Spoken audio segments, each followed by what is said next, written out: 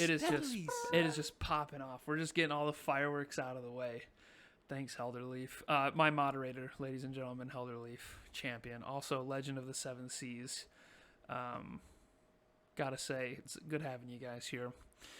We're going to be playing D&D. We last played 2 weeks ago, this adventure.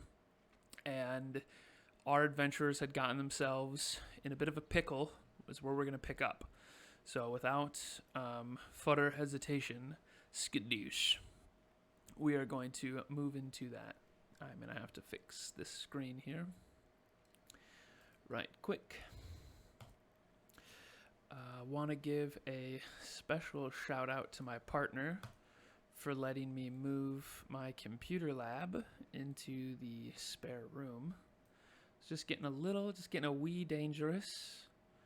Being by the patio door, with having the door open, but also having miscellaneous violence going on outside in my yard. You can check my Twitter for any updates on that. But yeah, we're in a much bigger room. We're actually in our spare room / library.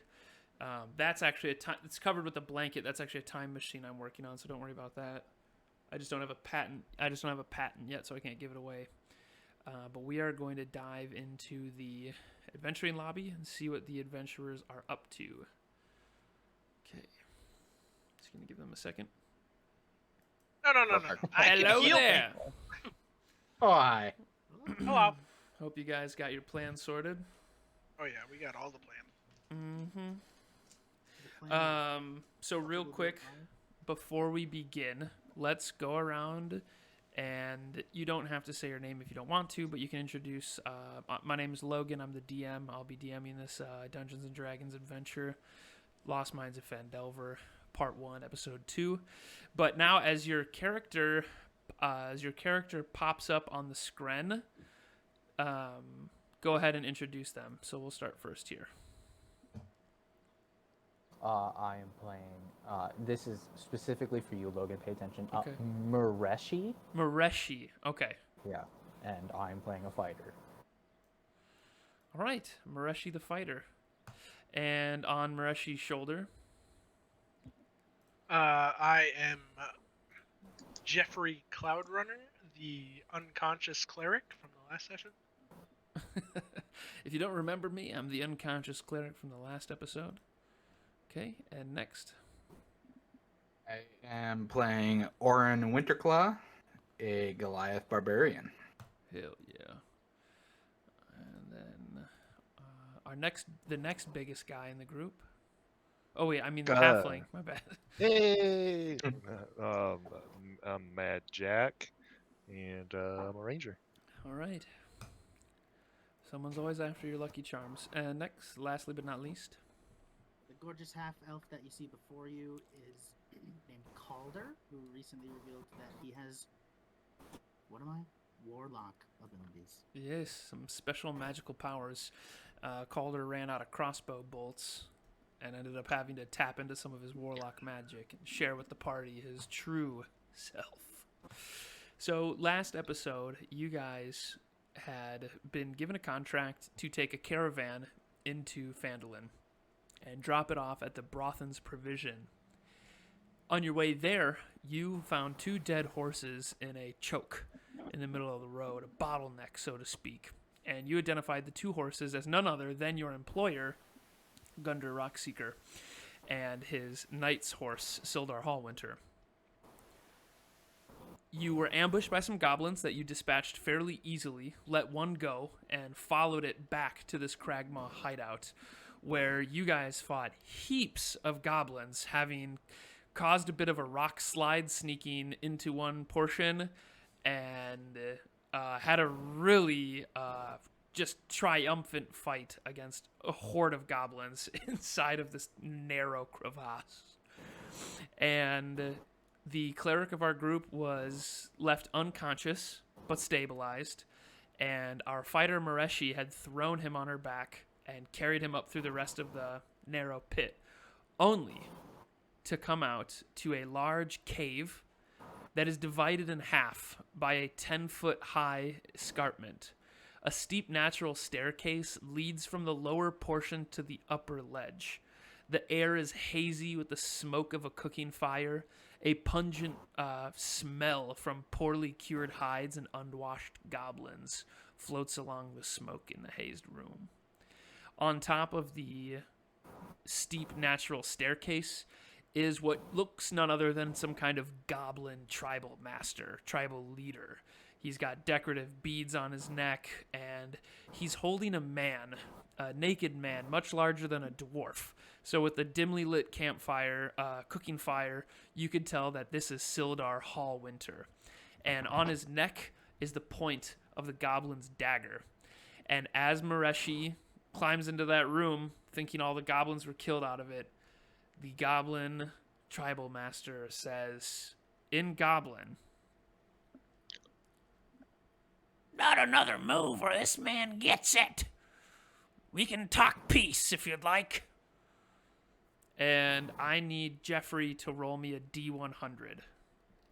69 or higher, I'm going to let you come back with 1 HP.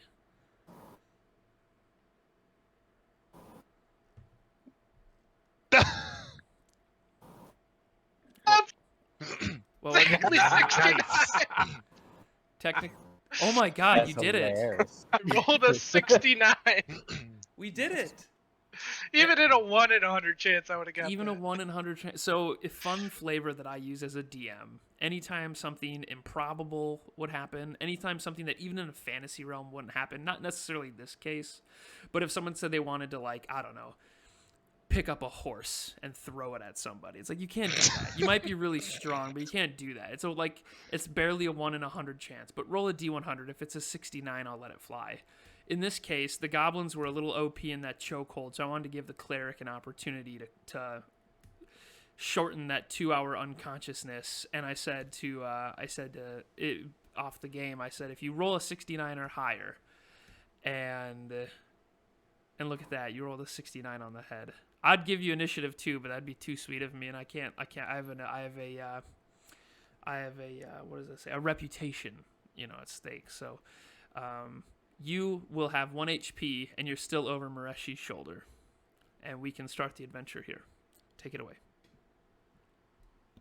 I will slowly set Jeffrey down up against this wall over here that I am right next to. And I will respond in Goblin, because I speak Goblin, and say, there's no reason to do anything rash here. You killed half my damn men! Well, to be fair, I kind of just came piling down that tunnel there. You're home invaders! What are you doing here? Name it quick! I'm getting impatient holding up this stinky piece of meat. Well, a simple solution, you could just release him to us, considering that you killed his horses in a trap outside on the road. Had you not done that, you would have never met us. So you want to make a truce? Isn't that what you asked for when I crawled up here? There's two sides to a truce. I let this man live and give him to you, but in exchange, I want you to oust Klarg so I can become the new boss. And I will reply, is Klarg the big ugly fuck in that other big room? Yeah, he's a big ugly fuck. Bring me his head, and I'll trade you for the man. Can I chime in and say, is the man alive still? Well, he shakes Sildar a little bit, and Sildar like coughs and he spits up a little blood, and then he just croaks and he says, "Don't trust him, he's a fucking goblin." Yeemik goes, "Shut up!" and just shakes him and holds the dagger in closer to his neck. While this is going on, I would like to try and climb up. Yeah, you can roll your acrobatics with advantage, because you guys know that this is a very dangerous rock face. So I'm assuming climbing up it, you're going to take your time. Yep, so roll 2 of those sweet acrobatics. Be 13. That'll do. It's That'll been do. collapsed twice now, so I feel like a lot of it is sturdy enough. Okay. All right. So pretending like I'm not hearing any of what's going on. Mm-hmm. I heard the voice, but Orin's gonna walk in to the area over here. As you start to walk past Mireshi, like you're a massive fucking Goliath. So before you even get to those sleeping bags, while you're like right behind Mireshi, Yeemik just yells in common, and he says, "I said not another move."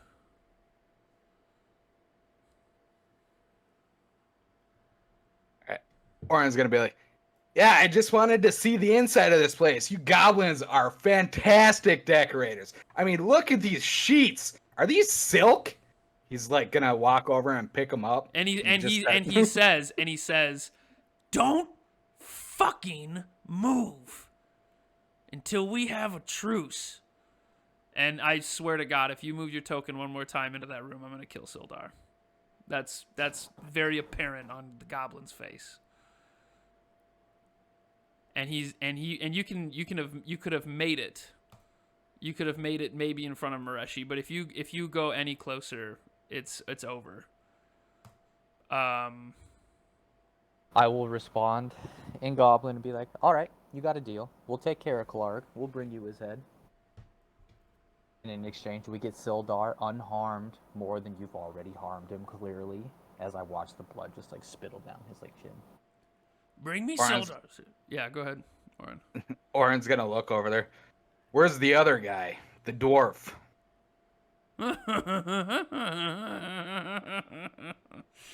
Well, that's the whole reason we stopped you. We wanted the dwarf. Yeah, well, he's gonna have to come with us too. Otherwise, we're just gonna kill you.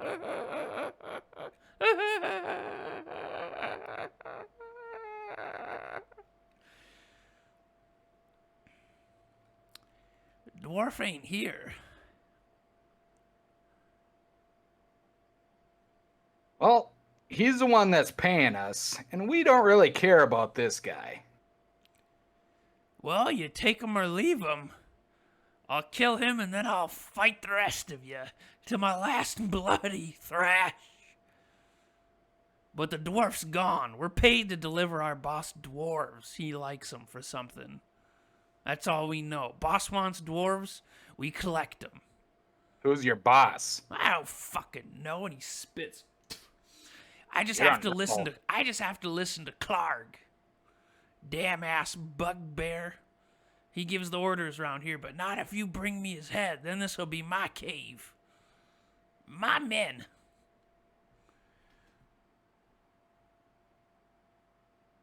Can I turn my head behind me and do a perception check to see if I can see anything down this hallway? Yes. Do you have dark vision? Yes, I do. Okay. Go ahead and roll a perception. That'd be a 21.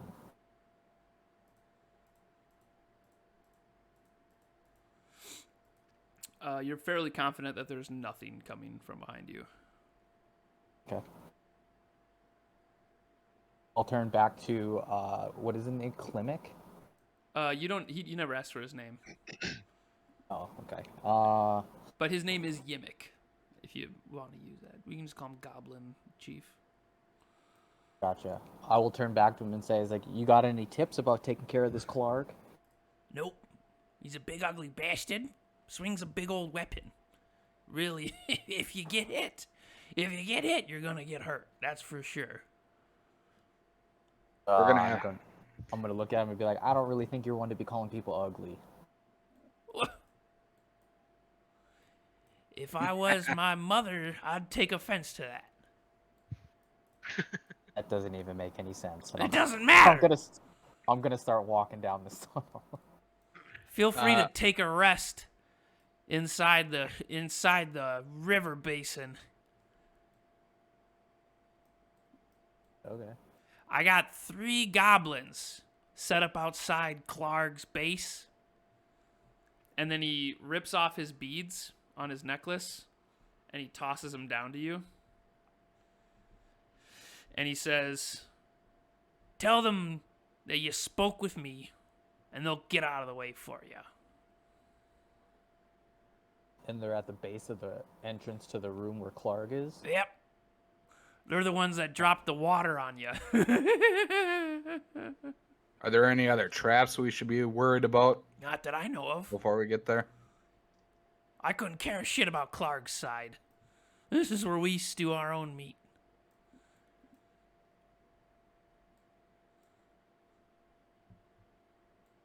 Do we have a deadline for how long we have to get this done? And he just looks down at Sildar and he says, "That's up to him."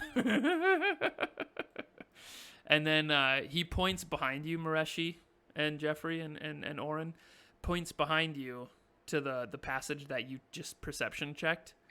And he says, "That bridge over there will take you right to Klarg. And those 3 goblin fuckers first. But send those back over here. Send my men over here. Tell them that you've got a bone to pick with Klarg. Yeemik wants them to come back." Does That's good. does Sildar look like he's bleeding out actively? Sildar looks like he's at, like, on a scale of, like, 0 to 37, he's a 1. Okay, so he's not gonna die while we're going. Yeah, yeah, I guess. He's not gonna die from bleeding out. No, while we're no, gone. he's not bleeding out. He's just very bruised, and he looks incredibly sleep deprived. Like they've been beating him and keeping him awake, essentially. I will start to make my way down the tunnel back to the rest of the party.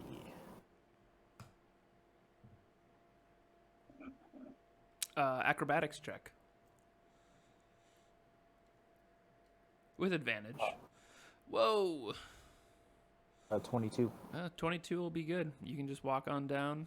No problemo, no problemo, buddy. I'm gonna get rid of these dead goblins just to clear the battlefield. I will inform Mad Jack and Caulder of the situation that just transpired up at the top of the tunnel there. You can remove this box so I picked up my crossbow. I see that now. What is it like? Do we know if it's like daytime out still?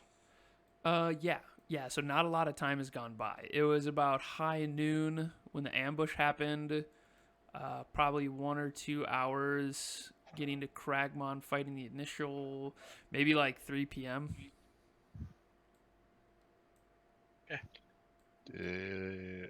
After he tells me what's going on, I'm gonna ask, did anyone ask what Klarg is? We know what Klarg is. He's a bugbear. We saw him through that chimney where those dogs were. Yeah, Jack, you're the one that saw him. Yeah, when you climbed up this area. That's right. Yep. Scratch that, reverse it. Yep. Put that thing down, flip it, and reverse it. The record. What was that? Oh, none. Okay, I didn't quite hear. I heard something like I thought I heard like for the record. Off the record. Oh, off the record. Yeah. I guess in response to Mireshi, Caulder would just say, "I'm on board. Let's get this bugbear." Perfect. At the top of these stairs here on the right, leading into the chamber where Klarg is, there is going to be 3 goblins. Do not engage with them, and I'll show Mad Jack and Caulder the beads. Like, give them these beads and send them back up across the bridge. They'll leave us without engagement. Are you gonna show us their titties? While Yes. since I've seen a friendly goblin. Orin They're not- is going. they're Orin's not gonna make friendly. his way down. Okay. They're just part of a deal. Toss your checks.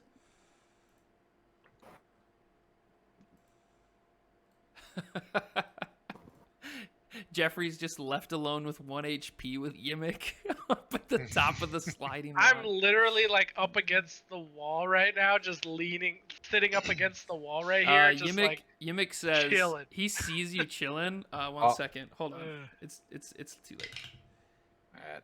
Okay, Yeemik just rolled really terrible on his insight, so he's just like, without knowing any reason why you're still there, he's just kind of like, He gets that you're hurt, but he just tried to insight check your intentions and fucking failed miserably. So he's just kind of like staring. He's still at guard with Sildar, and he's just Yeah, staring. as he's like looking at me on guard, I'm just like, do I look like in any considered condition to try to fight you right now? Go ahead and take a nap. Don't come any closer. I swear. I don't even move. Don't even move. This man gets it. Jeffrey just closes his eyes, puts his head against the rock behind him, and just fucking chills. And then he says, "Go ahead and take a nap. Then you're gonna need your energy to kill Klarg. There should be some stew on the cook fire."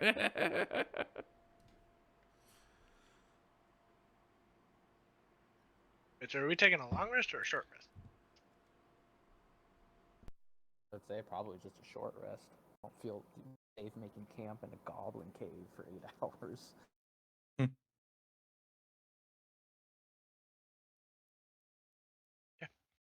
I'm fine with the short rest. We're taking a short rest down here at the in the river basin where the rest of us are. No, because if I fall, I die. I'll just chill here for an hour. Okay. Yeah, we'll do short Is rest. that what you holler down the tunnel? Roll me up here, guys. Just gonna take a If nap. I fall, I I die. just holler down. If I fall, I die. Oh yeah, hit this.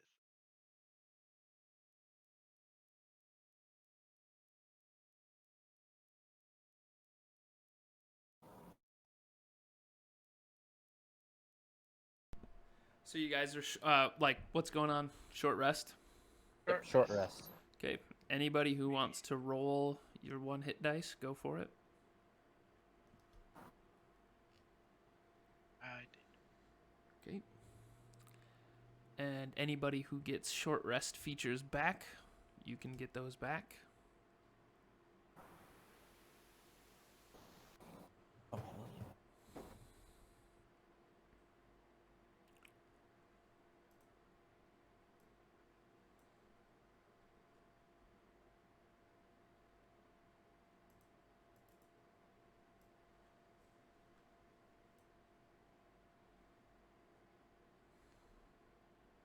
All right, perfect. Shall we advance? Yeah, Yeah, I'll stay up okay. here and go around to the bridge. Okay, sounds good. So everyone's done with Yeah. the short rest stuff then. Yeah. All right, perfect. Orin, did you want to go first, or do you want to be second? Yeah, I'll go first. I'll be right behind you. Caulder says, I'm behind the Goliath. I'll be there. Oh, okay. I will be third.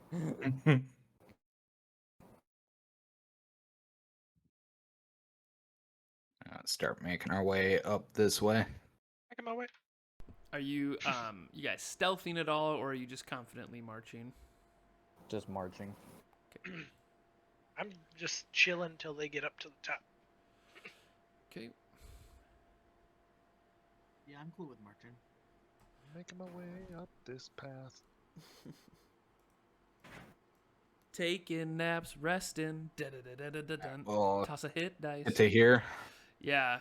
And And who's got the beads? I turn around. I've got 'em. Shit, Mireshi, didn't you have I'll something? toss them up to you, Orin. Alright, I'll grab them and show this first guy that we encounter the beads.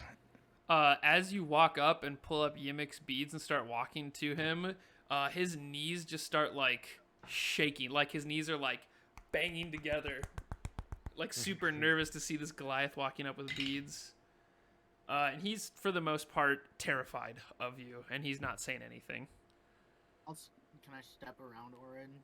Sure. Like waving my arms, like no. In Goblin, Mhm. we were sent by Yeemik. I can't remember his name, but yes something. We're with him. He said to go back to your camp area. Roll a persuasion. Oh shit. Okay. Can I give him advantage since I also speak Goblin? Which one did you say? What are you? Persuasion? Are you gonna add to it? I got 9. Yeah, I'll just be like, we made a truce with your boss. He gave us these beads and told you to make your way to him. And Caulder, you're nodding your head along with that, so go ahead and roll that persuasion with advantage. You're the spokesperson. Oh, God. So 9. You rolled 9 again. No, No, I he got a rolled nat worse. 1 on the sound. Oh. I have a +6 to persuasion. That's rubbish. That is rough.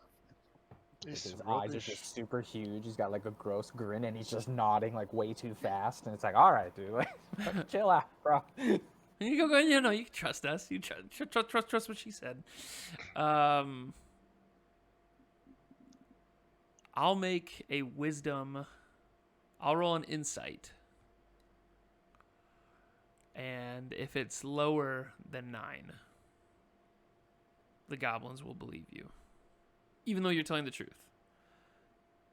Yeah, no, that makes sense. Actually, I'm going to do it the other way around. If it's I'm going to give the goblins a DC 10. If they can beat 10, then they will know, they'd be wise enough to be like, well, regardless, like they're letting us pass and they have his beads. Like those are Yeemik's beads. So regardless, they either killed Yeemik or Yeemik sent them. Oh, it's a nat 20. So the goblins see that and they're shaking and they do not trust you, but they trust the beads. And they just start running over to this bridge. I assure, as they go They along, make I a- assure you it's okay, and like kind of do that arm wave usher thing as they walk. Okay, yeah. Gentlemen, it's fine. Carry on. And they make a crit attack on our cleric, and he is unconscious again. And all three of them run right up to you, Jeffrey. And they just slowly creep past you as they see you. As I see him coming across the bridge, I'm going to turn to the side and kind of do like a bow with my hand out towards the path. And then one goblin stops and he sweeps off his like leather cap that's like protecting his head, and his like 4 hairs on the top of his head. He like combs over and he sweeps the cap around in the air like a couple circles and then gives you his most attempt of like a gracious bow. With a 19 Alright. performance. So it actually is a very studious little bow that he gives you. And then they keep walking over to Yeemik. Orin's gonna look back at them like, we should have killed that little fucker. Don't worry, we still can, but we need to ensure Silverhall's safety, Winterhall's safety. I have a feeling this will work out either way. Well, that's optimistic. Optimism. Yeah.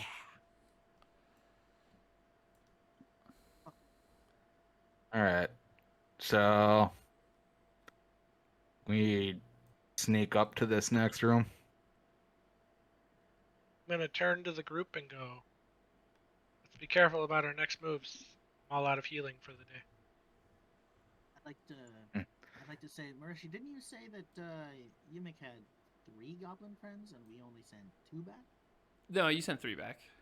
Yeah, 3 went back. Oh, right, okay. Yep. You just didn't Okay. see one because it was hiding. No. As one drops from the ceiling and attaches itself to your face. Who was it? Who was it that saw this room? Mad Mad Jack. Jack. Boy, it's me. Orin's gonna look back at him and ask him what the layout of the rooms, what he saw for the layout of the room. I will give everyone a little. I'll draw a little map in the dirt of what I saw. Nice. Yeah. So I'll read the room again, just so you know. Sacks of crates and looted provisions are piled up in the south end of this large cave. To the west, the floor slopes toward a narrow opening that descends into darkness, into that kennel that you guys were at, where you butchered those dogs and then saved. A larger opening is leading north toward a natural stone steps. That's where you guys currently are, is to the north. And the roar of falling water echoing from beyond into the room you guys are at in the middle of the cavern. In the middle of Klarg's cavern, there were coals and a large fire that was smoldering. But it is pretty loud in this room that you guys are in. That's why it was pretty safe to just tell those goblins to get. And you can see the first pool is empty. So there's like 2 pools on the map, and the one closest to the river is empty, because that's the pit that opened up to try and wash you guys down.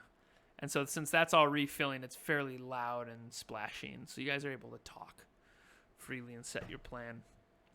But you get a pretty good layout of the land. So Orin's gonna say, maybe we stay back and open with a volley of ranged attacks, and then we can move in.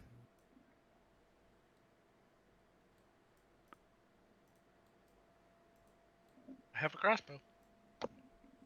I have a I longbow. also have a crossbow. Orin will take out one of his javelins.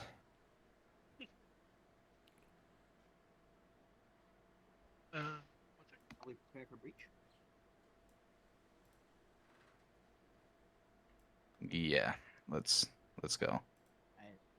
For Caulder, he'll like sneak up to the side entrance of the door as best he can. He'll like kind of walk up. Okay, make a stealth check as you approach.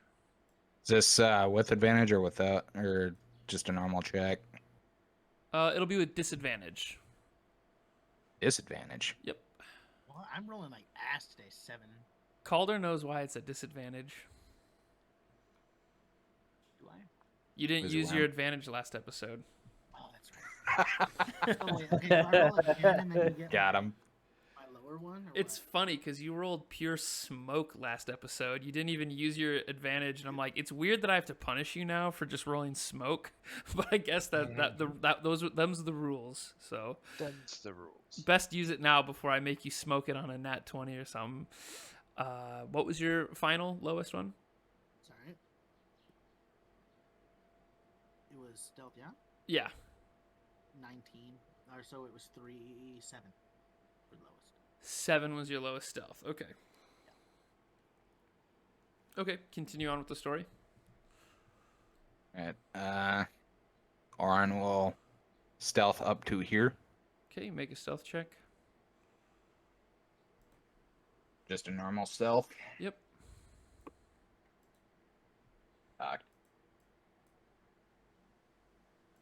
That is an 18. Okay, very good. And I'll move up to like the middle of the stairs. Try and see if I can peek my little head over a little bit. Okay, make a stealth check. 25. Ooh. Okay, very good. You guys all creep your way up to the stairs, and everything seems fine. As you get to the corner, you see that there is a goblin cuddling a wolf. They're both laying on the ground. And there's another goblin with his feet just like propped up on the fire stones with like a strap of leather under his feet to kind of elevating his legs. They're both laying down. I'd like to move up a little closer, see if I can get a full view of the room. Is the one cuddling the wolf is sleeping? I'm assuming. You can't really tell. apparent? You could assume that it's sleeping, but it's also in the middle of the day. Do you want to make a... You're Mad Jack, so you might know this. Do you want to make a... an insight check with advantage? Because it's all wisdom checks against your favorite enemy, right? It is. You have advantage on wisdom checks to track, as well as intelligence checks to recall information about Cool. them. So make an intelligence check with advantage as you're recalling. So you can either, if you are proficient in investigation, you can do that. Or a history, I mean. If you're, just throw me a history. Let's do that with advantage. History with advantage. 14. Okay. You know that a lot of there is a tendency for most goblins to sleep during like midday. Got it. Some of them go Then out I would hunting. You don't necessarily know that these guys themselves are going out for a raid or not, but you'd know that they're probably resting up just to keep their sleep schedules in line with raiding, night raids. Cool. Then I would like to attempt to move up and get like a full view of the room. Like if I can get to the top of the stairs, maybe. Okay, this is the stealth that matters. As you're leaving the waterfall that's crashing down behind you. 22. Ooh, nice. 22, nice. Yeah, you can get right to the top of the stairs and peek in the room. As I see Mad Jack get to the top of the stairs, can I backtrack to that room where Mad Jack first climbed up and looked through into that room? Sure. It's quite a few athletic checks to get there, but go ahead and we can say that while he was like sneaking up there and sneaking up the stairs, you were walking back over to the kennel. Okay, so what do you want me to roll? Let's see here. Sorry, it's just hard for me to clear off Fog of War as like a video game sometimes. So you can actually get into the kennel. And as you walk into the kennel, 1 second. Oh, no way. So do you remember when you guys butchered those dogs and then the cleric casted Spare the Dying? Mm-hmm. I just rolled a d4 to see how long those dogs would remain unconscious before they got... Because that's how Spare the Dying works. It stabilizes them. Yeah. So they roll a d4 to see how long they're unconscious, and I was like, if it's a 2, they'd still be sleeping. They'd still be unconscious. But I rolled a 1, so they rested just as long as you guys did. But as you walk in the room, both dogs who are like super wounded just start like crying, like both the dogs as you walk in the room. The other dog's dead. There's a third dog that's like bleeding all over that's broken open. These other dogs are like mangled and just like whimpering on the floor. Am I able to move past them? Sure. You can tell me you are, and then we can see what happens. I would like to skirt around the south one here. Okay. And try to get up into this little crawl space here. Perfect dictation of what you're doing. Thank you. And as you skirt around, the trapdoor opens up. You fall down a slide and take 56 necrotic damage. Okay. No, Nice knowing it's you. inside joke with some of the guys here. Yeah, you can slide your way around. The dog's definitely like the one dog kind of like even like limps a little bit away and makes room for you. And let me go up to the kennel.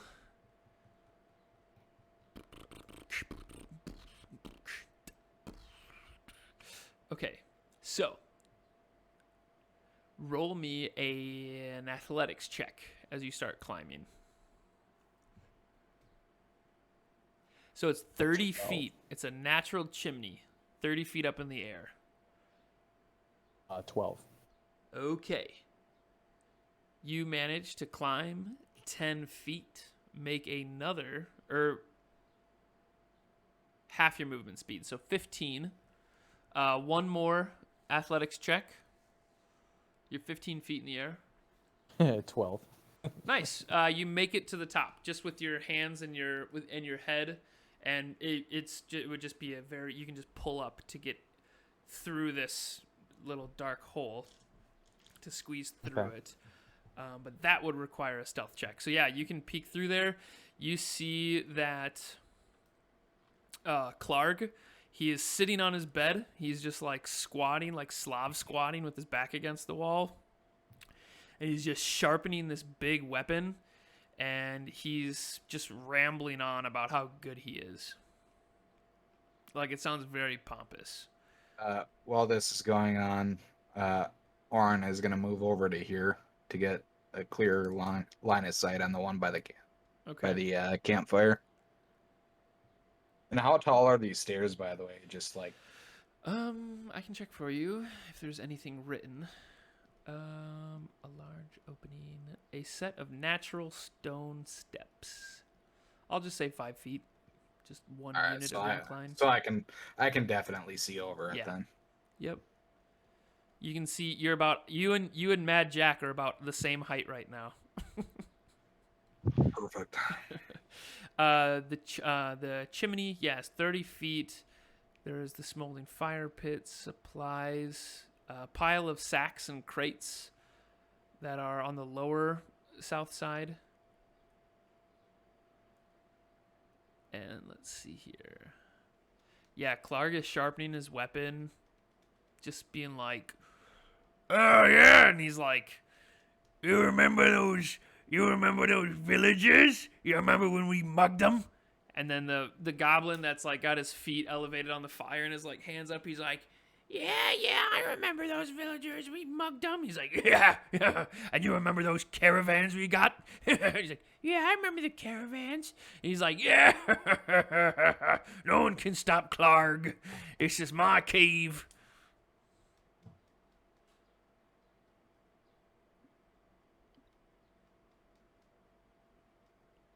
So is Jeffrey just gonna hang back? Yeah, I'm not moving until it starts. Okay. All right, I will. Does she want this You whole look- thing to go south? You look over at Jeffrey, and he's like leaning. He's using his shield as like a prop right now, and he's just shaking his head no at you, just like, "Get fucked, dude. I need a cigarette." Like, Orin just kind of grins and starts like kind of pulling his arm back, holding up his javelin like he's about to throw it, And I'll just signaling that he's ready. I'll get my longbow out and point it at the goblin by the fire. okay.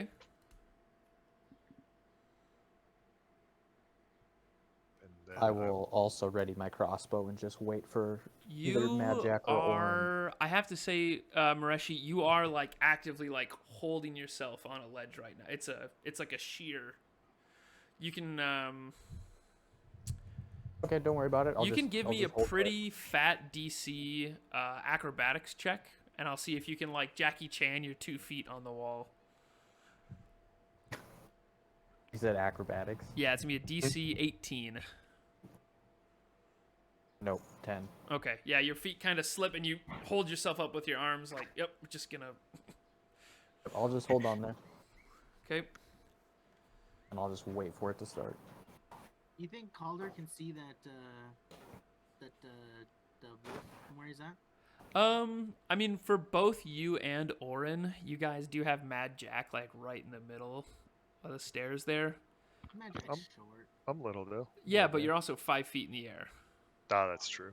Yeah, so it's like, the AC would be increased just a little bit, but you could take a shot at him. If you in both that roll case, nat ones, Mad Jack's dead. in that case, can I go up like 2 of the steps so I can see over him? Yeah, I'll let that go. Just toss me a stealth check like your life depends on it. Another 18. Oh, good man. Okay, I'll stay where I am and just kind of chill for a sec. cool. Just ready to pounce whenever the time comes. All right. Orin will tap Mad Jack on the shoulder and then just immediately chuck his javelin at the guy by the campfire. Okay, disadvantage javelin check since he's prone. Oh no, that misses. Okay, Mad Jack, you loose your longbow. Yeah, I'd let loose. Disadvantage, he's prone. He's prone. He's got like some rock. He's got like backpack on it, his head and everything. He's sitting weird. Laying down. So if it's a disadvantage, I rolled an 8 and then a 7, a nat 1. Can I re-roll? So I guess it doesn't yeah, matter. you halfling luck. You get to re-roll anyone's on checks like on D20 checks. But disadvantage is still an 8 then, right? Yeah, unless you roll a nat 1 again, then it could Got be it. worse. All right. Because it's a nat 1 if you want to take it, which has consequences. What is it now? 8? It's You rolled an 8. Yeah. Okay. So that also misses. And we are going to click on our tokens and roll for initiative. My favorite part. As you guys, like, all right, let's sneak attack these guys. And the goblin's sitting by the fire. He, like, a javelin smashes between his legs, and a longbow just, like, shoots between the crook of his, like, arms, where he's, like, holding his head up. Oh, fuck.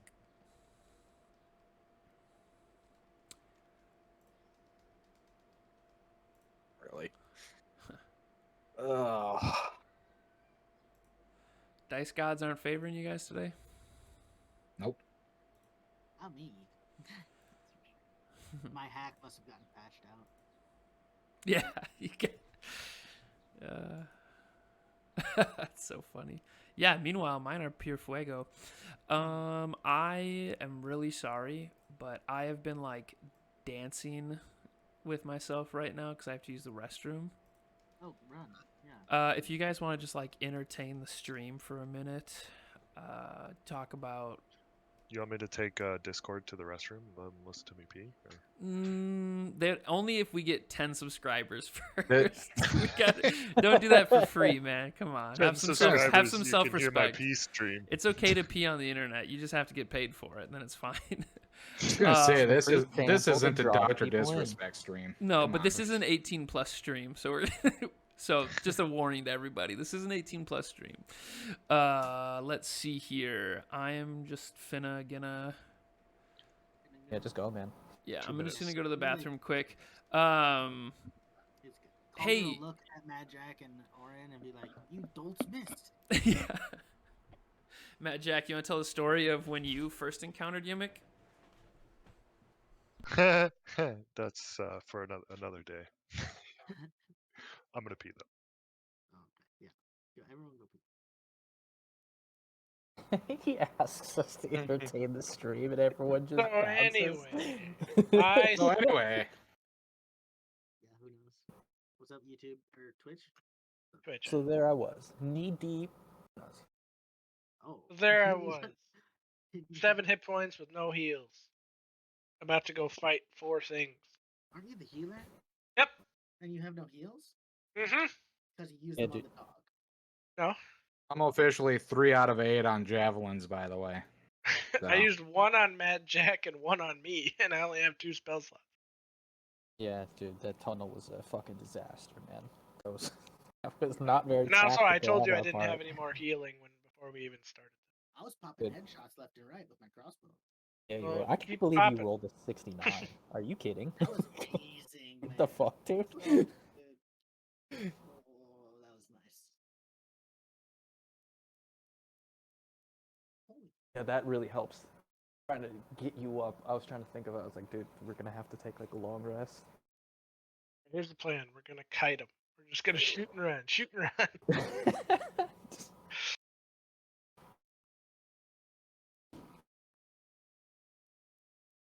Shoot and run. Get him in like a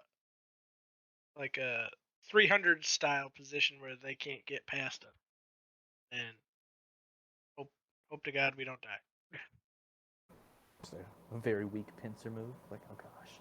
Afraid of the gods, tells the Persians. Could fucking kite him all the way back to the other guys and tell them, hey, this asshole wanted us to kill you. That's funny. Oh, hold up the beads. That's actually a pretty good idea.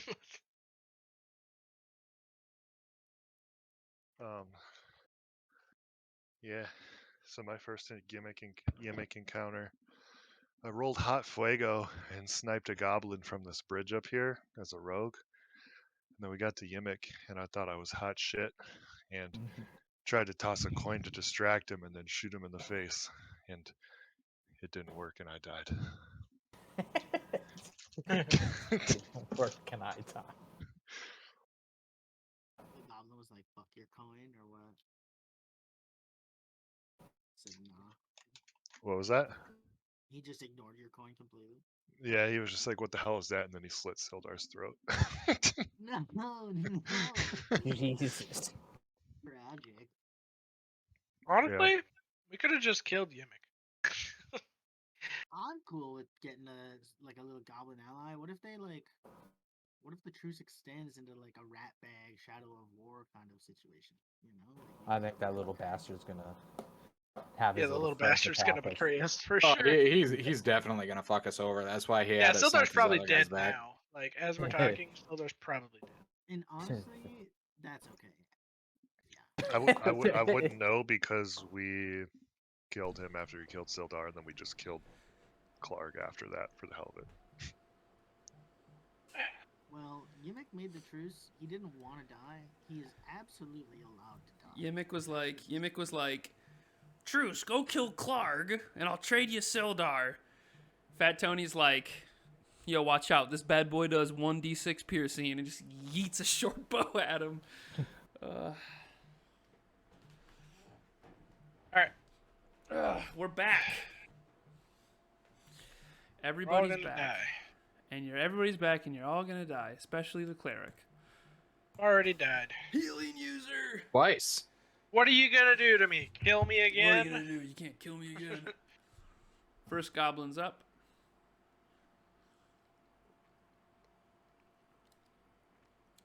He's gonna use half his movement to stand up. 5, 10. Other half of his movement to stand over here. And then he's going to dash and just jump behind some of the storage containers that are over here.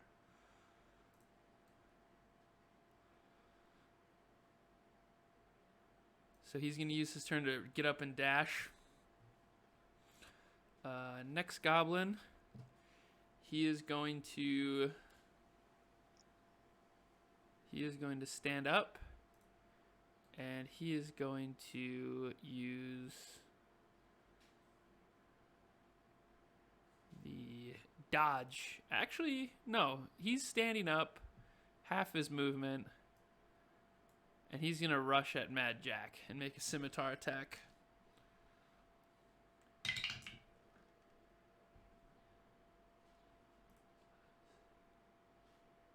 $17 to hit. Yeah. I mean, 17 damage. Ah!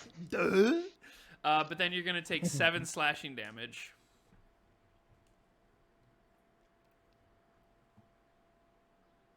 But bloodied. Okay. Can you guys... I just don't know what it looks like on the user end. When you click on your own token, can you add bloodied markers yourself by clicking the circle below it? Circle. Do you guys not have a circle at the bottom of your icon? Yeah. Nice. Yeah, we can Yeah. add them. Cool. Perfect. That saves me a little time. That's nice. I Cool. didn't know I could do that. I Didn't know didn't you know I could could do do that. Yeah, didn't know you could do it. Next is Mireshi. Your turn. I would just like to try to get to the base of the chimney below me, into the room. Into the kennel or into the... No, into the room where. Okay, Klarg so and you the want to goblin crawl into Klarg's room. Yes, absolutely. Yeah. You can do that. Let's just say it's going to cost 10 movement. It takes about, I think it takes half your movement to saddle a horse. So kind of like the similar motion, but you're not working on a live animal or anything. So I'll just say 10 movement. Okay. Do I have clear line of sight to the dog? Yes. Okay. I will make a crossbow attack at the dog. Okay, you pull yourself up. Unsling your crossbow. Okay. 17 to hit. That is a hit. 10 piercing. Ooh, that kills the dog immediately. Nice. I just I just pull myself up to that ledge onto the base, and I just kind of like stand up on one knee, and as I'm standing up with my crossbow, I just let the bolt loose, and it just hits it right between the eyes. And it technically brought it down to 1 HP, but like you did all of that in one. You did its entire HP well, pretty much in one hit. So I'm just gonna give it critical shock or whatever, status shock. And it's like it's got this like bolt in its head and just tips over.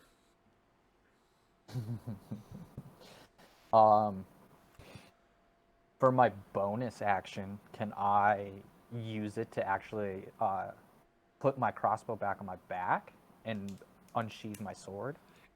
You can definitely just put your crossbow behind your back and unsheath your sword with the bonus action. I don't plan on taking any other movement or anything. Yeah, that's fine. like You can do that. Okay, cool. And that'll end my turn. Next up is Caulder. I guess I'll walk up to be right behind Mad Jack. I don't want to be on top of him. Oh, If you hold Alt, you can kind of customize the.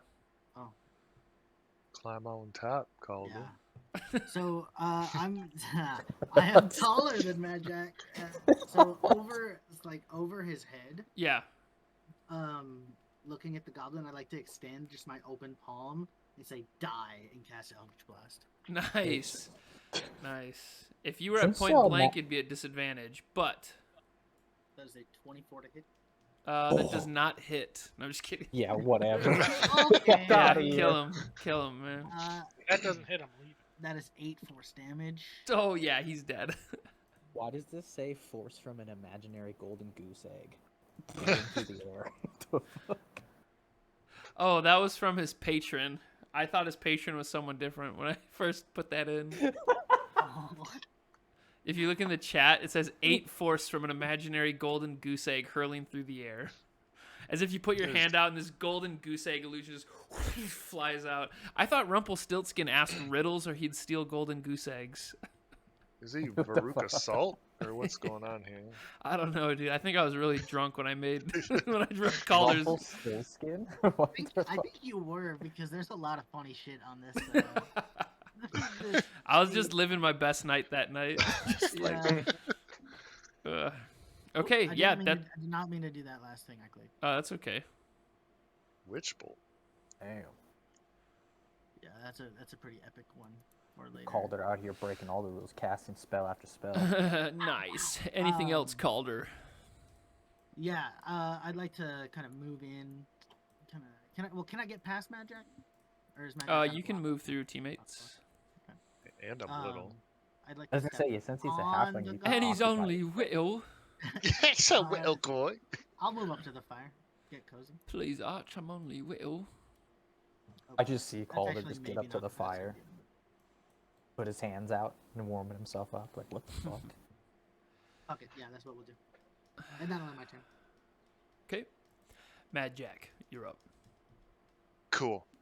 I'm gonna move up next to Calder by the fire and stand next to him and shoot my bow at Klarg over there, talking about how cool he is. You're going to shoot Klarg with your what? My longbow. Okay, make an attack. That's a 10. That does not hit. Look I over will my shoulder use- at Mad Jack and say, "You missed again, dipshit." I'll just bow my head like I know, and then, and it doesn't you- bother you. and use the rest of my movement to get like back over to like behind this stalagmite here. Okay. Unfuck me. Then that's it. Okay.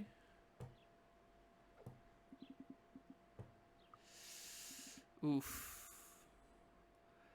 And it is Klarg's turn. And he was like standing up from his Slav squat. And he saw Ripper just like dead on the floor. And he yells, "Oh, Ripper!" And then he looks up at you, Mireshi, who he had like the clearest line of sight from where he was at, and saw you jump up from there, and he looks at you and he goes, "You puny ones! Klarg will build a throne from your bones!" And he is going to... I just flip him off. give him the finger. Well, as you're flipping him off, he's bounding over to you, and he is pulling out this ugly ass morning star that, like, it looks like a twig in his hands. It's a regular sized morning star, but like his arms are just ripped, and he is going to drop an attack. It's 18. Ooh, just hits. Okay.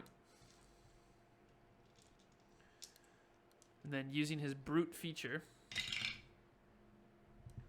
you are going to take 12 piercing damage as the morning star crashes into your chest, knocks the bloody wind out of you. That's over. Is that over half your HP in one hit? Oh yeah, dude, I'm down to 1. Holy shit. Roll me a Constitution saving throw. 14.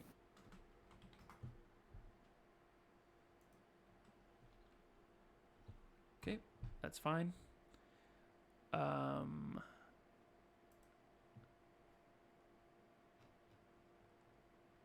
You are fine. I was gonna see if there was other repercussions from it, and that let me just double check, make sure he doesn't get 2 attacks. Nope, he's a one and done kind of guy. He smashes you with that morning star, and Orin, it's your turn.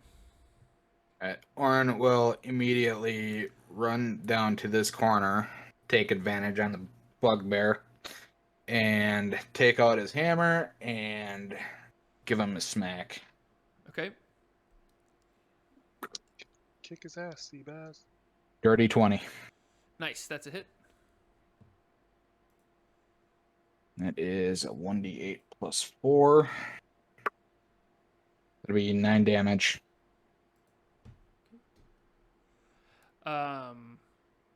Okay. And that'll be my turn. 9 Dimaggio. Jeffery Cloudrunner, you're up. To here. I can move that goblin below you. And I'll shoot at the bugbear with my crossbow. Nice.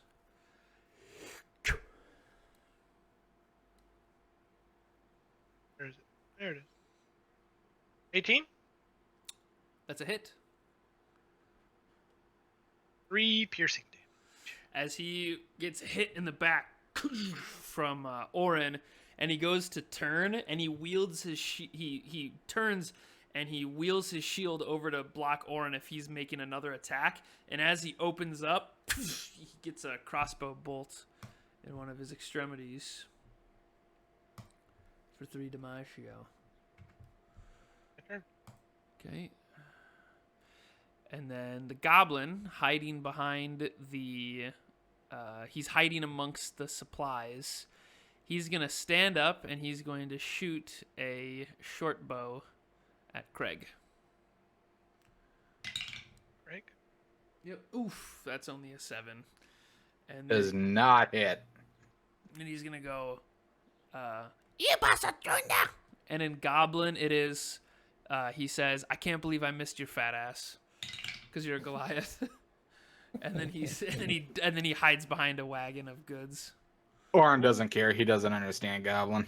Oh, Yeah, said exactly. Yeah, he's just and then maybe Calder just like laughs a little as he's warming his hands by the fire. You said a wagon of goods? Like there's a whole caravan, like not a literal wagon, but like if there was once a wagon brim full of goods, that's how much goods there is. Okay. Yeah, bunch of supplies, crates, boxes, sacks, lanterns. Okay. And it's his turn. This goblin is dead. But he's hidden too. I gotta do that quick. Let's see here. Mireshi, you're up. I will use my bonus action to use Second Wind. Smart move.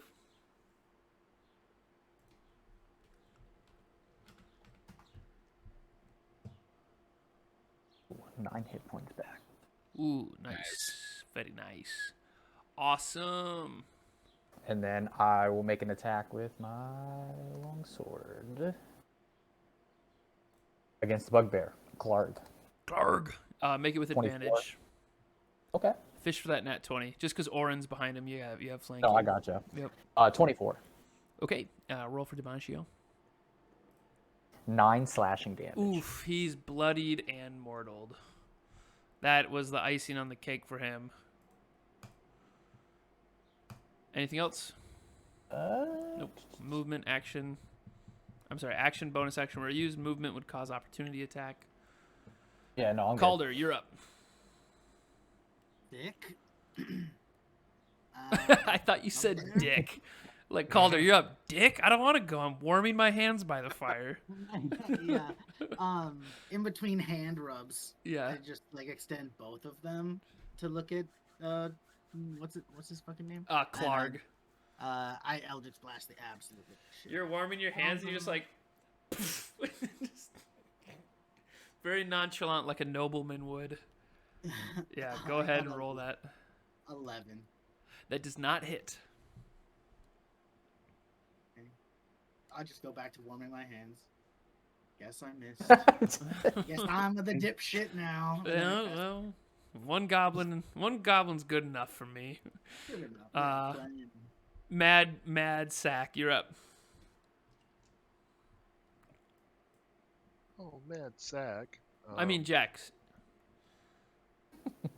I will move around the stalagmite and attempt to make a hand axe attack on Klarg. Klarg.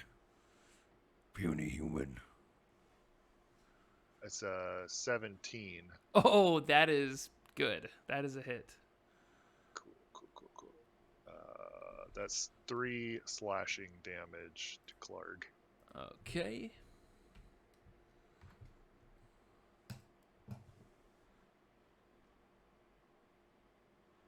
And up next is Klarg's turn.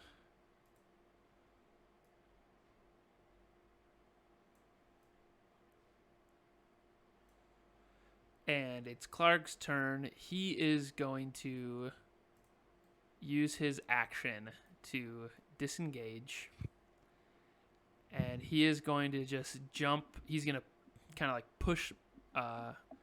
Let's see here. Mireshi, make a contested athletics check.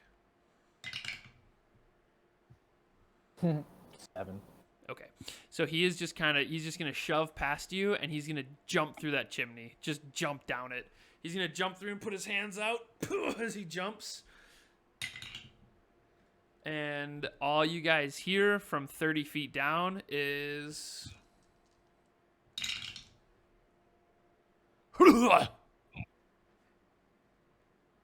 Wouldn't I still be able to see in there since I have dark vision? When it's your turn, you can look down. Orin, you're up. Because it's all happening within a simultaneous environment.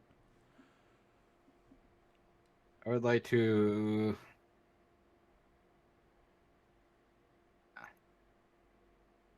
Suppose I can't see through there.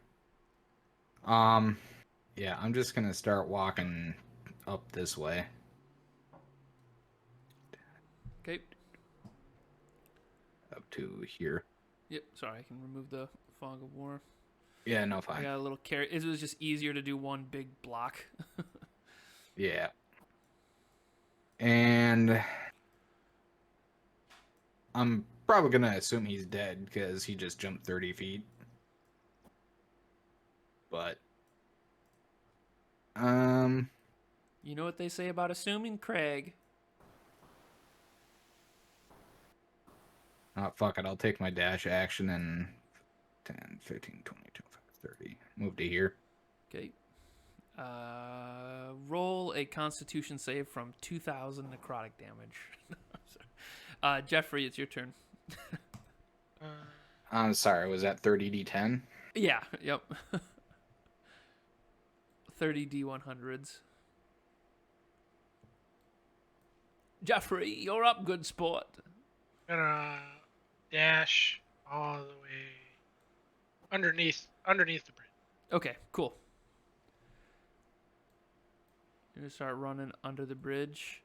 As you end your turn underneath the bridge, in your head, this like really weird like limerick bass sound, this like rhythmic, I'm sorry, not limerick, rhythmic bass sound starts happening, and it's like, standing in line to see the show tonight, and there's a light on, heavy glow. Heavy glow. By the way, I tried. Can anybody name that song? It's the Red Hot Chili Peppers. Can anybody name the song? Inspiration, if you can name the song. Uh, It's too late. It's Under the Bridge. What? That no. isn't that Under the Bridge? Look it up when it's not your turn. Jeffrey, any other movement? It's By the Way. Shit, you're right. I All thought right. that should be inspiration. All right. Let's see here. Mad Jack. Wait, who looked it up? I did. You can give Mad- me Mad- disadvantage on one. You can say correction disadvantage one time. You earned it. I consider right. myself a big Red Hot Chili Peppers fan, so I don't know. It's just been a while, okay, guys? It's been a while. I went through all the discography in 2020, and then I must have forgot. So yeah, go ahead and throw a DM to say, DM, stupid fuck. And next is,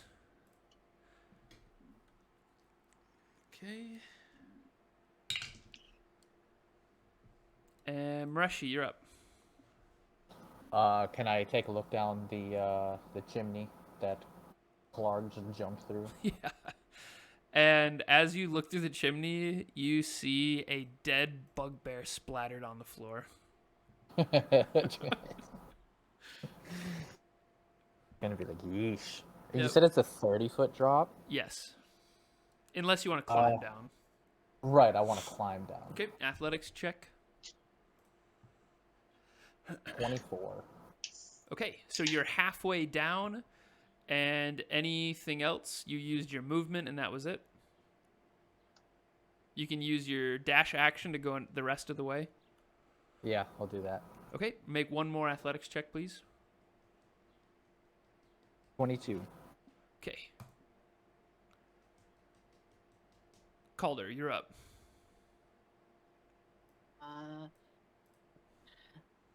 I'll kind of say loudly. Calder will kind of say pretty loudly. I saw you back there. It was a bad shot you took at Klarg, but thanks for the help. Are you with Yeemik? I say to the goblin in hiding. Assuming you can use your action to make a persuasion check. Oh, that's the wrong one. 16. Okay, and we will see what happens on his turn. It's not his turn to respond. Oh, actually, if you're going to use your action to open a dialogue, you say that, and then you just hear a response from somewhere amongst the rubble, and you hear, yeah, I'm with Yeemik. Okay. Mad Jack, it's your turn.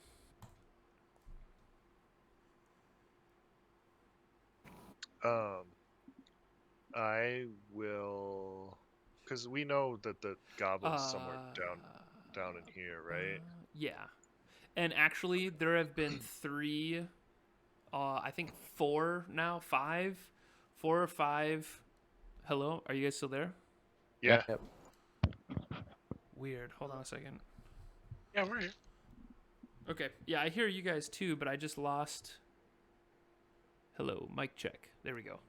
I hit the volume on accident on my ear, on my heads, on my set of cans here on my ears, and I couldn't hear myself anymore. I thought, what the fuck? I'm gonna end the initiative. I'm gonna end the turn orders. Cool. So feel free to move about the cabin freely now. I would like to make my way over to this area where Klarg was, and as I'm walking over there, I will tell that goblin that's down here hiding, like, go join Yeemik, you Neanderthal bastard. You see a goblin poke his like tiny head up above a chest. All you see is his like folded long ears and his like head and his like nasty little eyes and his nose like hanging over the crate. Make a you can make an intimidation or a persuasion. It's up to you. Because you called him a nasty little, you know what I mean? It's like, I don't know if Mad Jack is ever intimidating or if he's, if it's that, if that's persuasion 7. Okay. Yeah, he's just going to keep his head like poked up, but he's kind of like getting up. And I just want to look around in these boxes and crap over here. Okay. See if there's anything of value. Yeah, absolutely, man. So, as you rifle around Klarg's bedding, he has a treasure chest that contains. Are you ready? You got your notepad ready? Yeah. You got your notepad ready, dude? Yeah, You've kind of been the treasurer so far, right? Or was that the last time? Either way, get ready. 10 mil. No, there is. Though you I already wrote 10 million. I already wrote 10 million. 10 million pennies, which is still there's a some fucking lot. So 10 million mothballs. 10 million mothballs. Yeah. Mad Jack loves mothballs. It's got, you ready? It's got 600 copper pieces, 110 silver pieces, 2 potions of healing, and a jade statuette of a frog with tiny golden orbs for eyes. The frog statuette is small enough to fit in a pocket or pouch.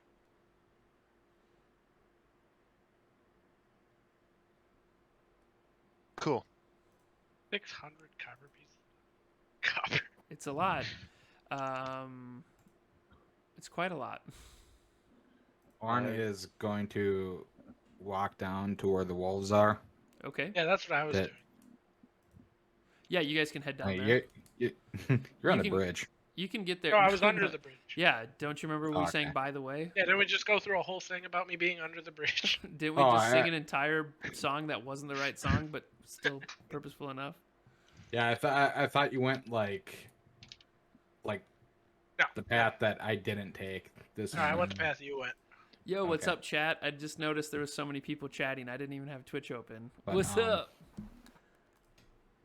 What I'm going to do is check his body.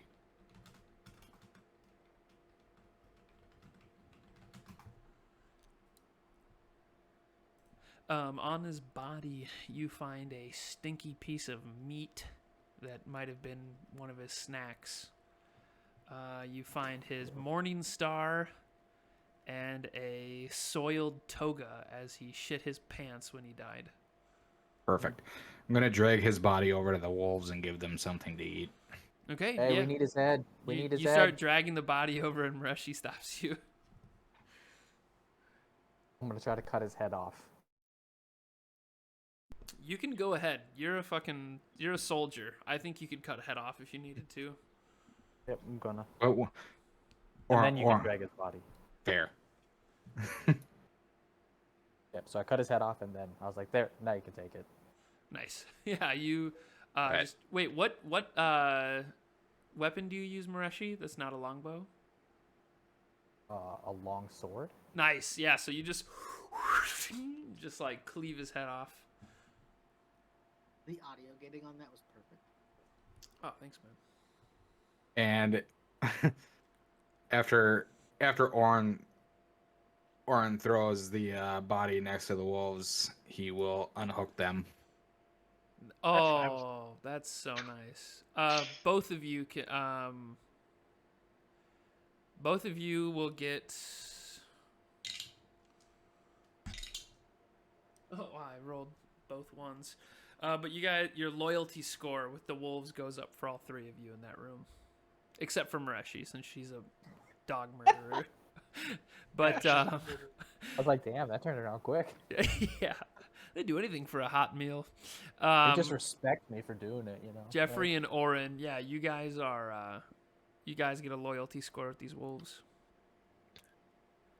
But they're very mangled. Yeah. Mm-hmm. After I open this chest and take everything, Yeah. I'm gonna It's look back. yeah. Oh, Keep going. sorry, go No, ahead. no, you keep going, brother. I didn't mean to interrupt. I was gonna say I'll look back at that stupid goblin that's still just peeking at me Yeah. and be like, "Hey, is there anything else of value in this room? Otherwise, let's go back to Yeemik."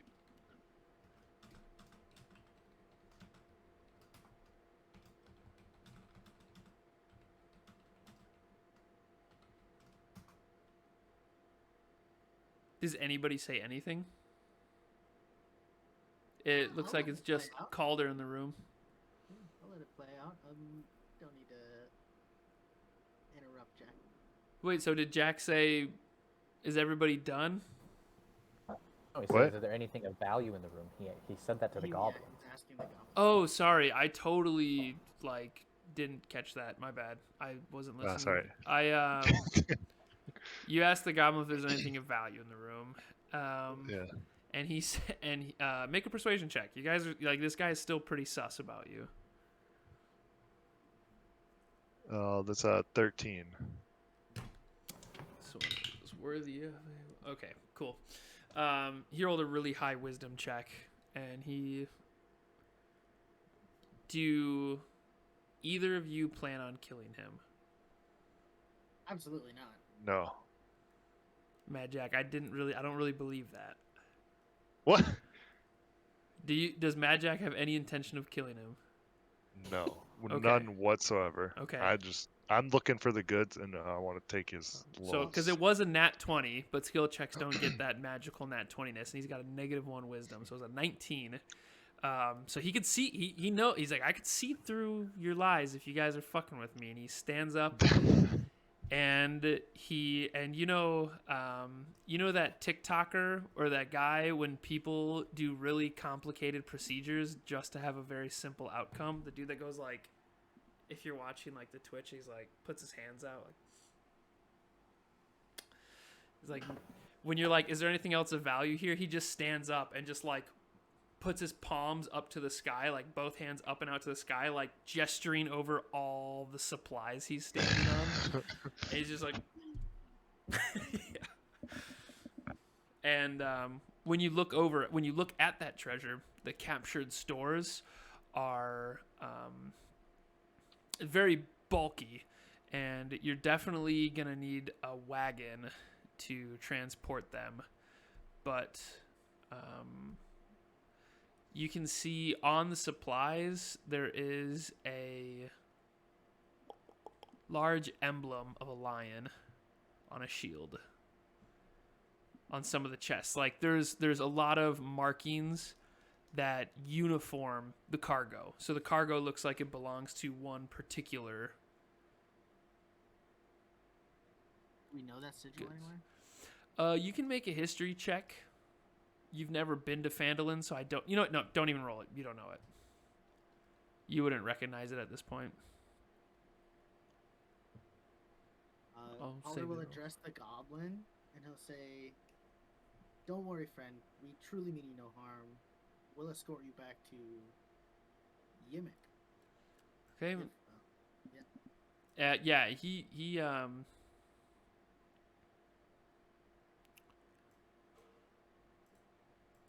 He steps over the supplies. Fuck, give me the right tool. He steps over the supplies, and as he steps over the supplies, you can see that he has a tattoo on his arm, and it's the like little Red Hot Chili Peppers logo. He's got on his arm, and he's like, okay, if you guys are with Yeemik, I guess we finally got Klarg out of the way. Frankly, I was getting a little worried serving in the same cave as him. He didn't shut his fucking mouth. And this is all in Goblin. Yeah, I understand him, and in Goblin, Calder will respond, "Well, it's a good thing you hid, because we didn't know which side you were on to start." Because we would have roasted your ass. Exactly. By the way, my name's Calder. What should I call you? Well, it's nice to meet you, Calder. My name?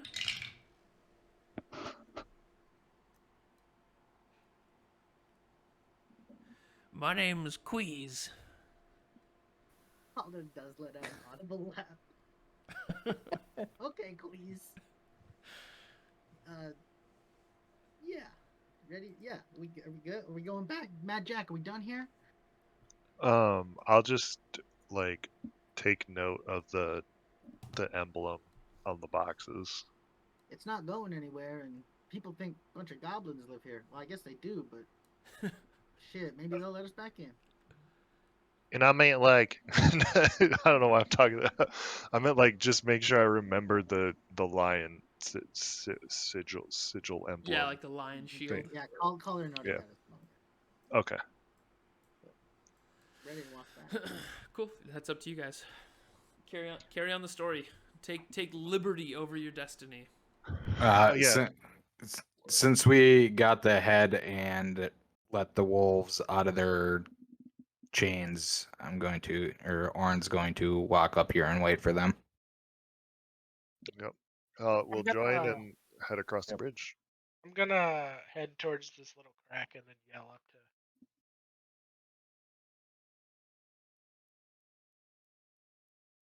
to. Gonna yell up, "Hey, got what you were looking for." I'll make my way up. All right. Here, let me just remove. Yeah, and you see through the dingy tunnel. One goblin. You're like, "Yo, got what you're looking for," and he says, "Me? When do we get some meat?" In you goblin. want? He yells that in goblin. Actually, I have you no don't idea speak up. So yeah, as you just yell up the tunnel, he just goes like, "Me, I'm out with your manga jiggle." But what he says is, "When do we get some meat?" I say, I don't know what you said. And he says, "Me bacha chunga," and it means I don't know what you're saying. Then I said, "What are you talking about, dude?" And he says, "Mushamalunda," which I'm gonna leave that untranslated for our listeners that might have gentle ears. And I said, roll a persuasion check.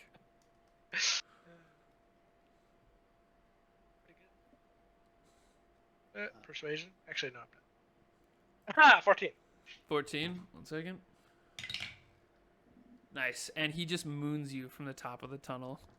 Then I just moon him from the bottom. and you're a Cloudrunner. You got a pale cleric ass. Let's see here. Let me. That was a fun little encounter. I guess I run into Mireshi. Yeah, I asked her if she's got the head. Or I guess I could see it if she does. Yeah, I'm just carrying the head as we Kinda walk hard on across it. this If bridge. she's got the juice. Can we see Jeffrey mooning the goblin from up here? Perception check. What do I got for that? 12. Wait, let me roll a stealth check. Yeah, roll a stealth check. 19, fuck you! Yeah, you don't see it. It was a quick Damn. flash. It was a quick 19 flash. perception. Mad Jack sees it, but it probably doesn't phase him. I don't know what's going on really. I just kind of see it. I was like, all right. So quick plug for my favorite author, Joe Abercrombie. He just doesn't ever say things he doesn't say things very simply. The moon is they're digging trenches in this battlefield late at night, and it's a very cloudy day, but the clouds are moving super fast. And there's a brief moment where the moon is unobscured by clouds, and then it's covered quickly again. And he says, like, "And the moon shines quickly in the fast-paced clouds just to be covered up again, like a whore flashes a tit to keep the beggars waiting," or something like that. It's just really beautiful how he does put so much effort. Instead of just saying the moon flashes behind the clouds, it becomes this whole scene where you're picturing this, like, you know, lady at a bar, like, flashing her tit very quickly to people to keep, you know, the business good. Anyways. Yes, this is an 18+ stream, and I support all forms of sex work as long as it's safe and healthy and everybody's winning. You guys are gonna carry on through the tunnel, da? Duh. Yes. Yes, Mireshi, you gonna lead the way? I'll walk up to the tunnel. I'll be right behind you with hopefully our little goblin friend in tow. Yeah, he's in tow. I forgot his name. He actually pushes past you. Please. Yeah, he pushes past you, Calder, and just gives you a nod. And then he pushes past you, Mireshi, and he sees this other Can we one. knuckle bump as he walks past? Yeah, definitely. He's got a tiny little knuckle. He can throw it up at you. And he walks past with the other goblin, and he puts his arm around the other goblin. And in Goblin, you just very quietly hear him say, "Pucha boino." And they keep walking. And for those of you that speak Goblin, he says, "Don't worry, these guys are with me." And he's like acting all cool.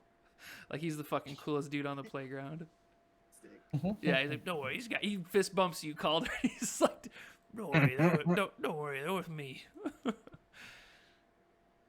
Mad Jack, I'm assuming you're with them. Yeah. Okay. Assuming was right. Okay, and then Jeffrey, are you just gonna stay down at the bottom of the tunnel? I'll make my way. Making my way downtown. I'll make my way around the stairs and down the bridge. Cool. Yeah, you catch up after you see them crossing over the bridge, and you're like, "Oh yeah, that's right. We have an important date to make." I will walk into the opening here, and I will just hold up Klarg's head. Orin will stand right there, I guess. I guess. And Calder Orin do will a stand sing-song. right where he's at. He'll do a sing song. Yeemik. Yeemik, yummy. Oh, Yeemik. I'm just gonna pull Jeffrey and Mad Jack a little closer down the tunnel.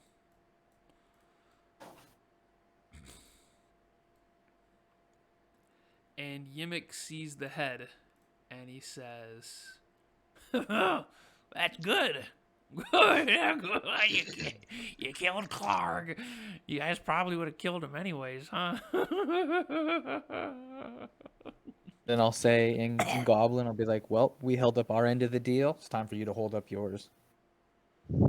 Orin just whispers in the back. He's a fucking goblin. Hey, these are kind of cool goblins, right? Jeffrey I can say, I'm not taking any of that slander today. Jeffrey whispers to Orin, "We don't have much of a choice."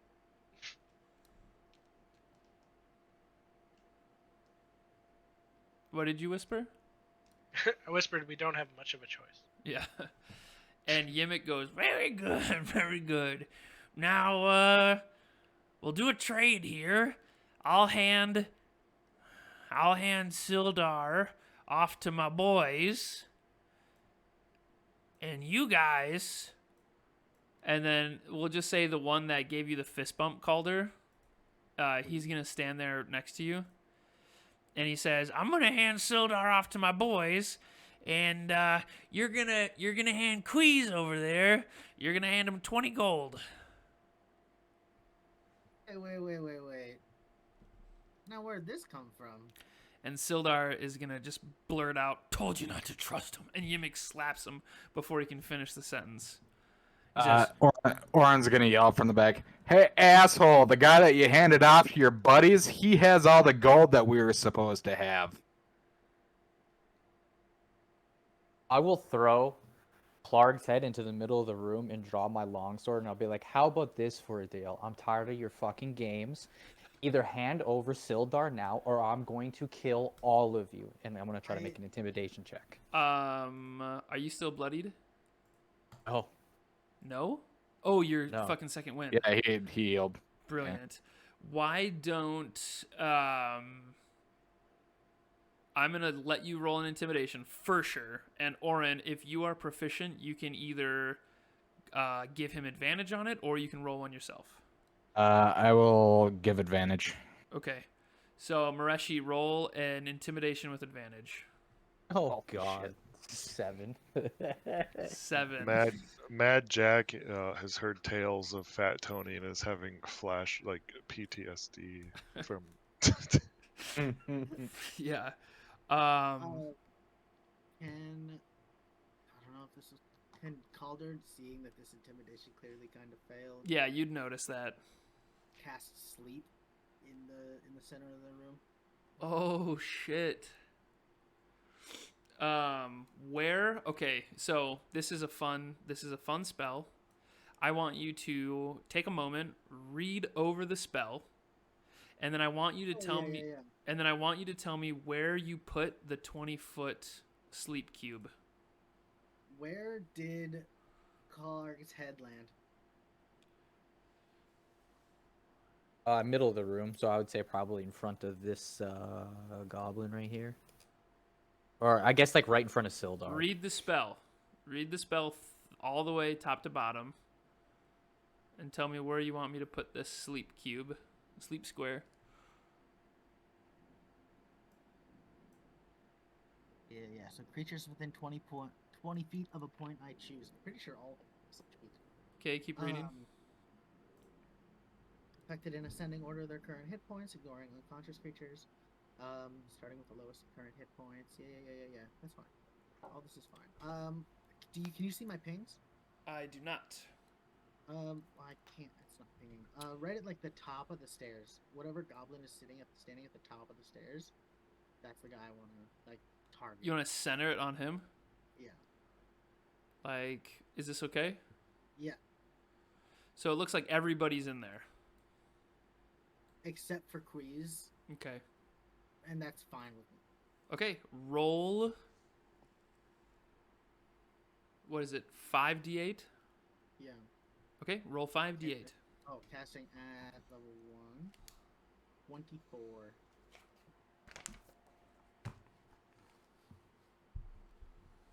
So it's 24. You rolled 24? Correct. Okay, 1 second. You'll get at least 2, maybe 3.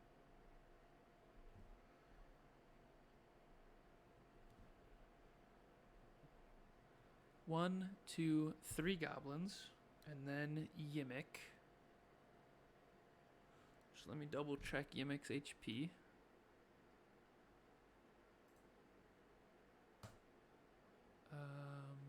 That's actually wrong. I know for a fact Yeemik has more HP than a regular goblin.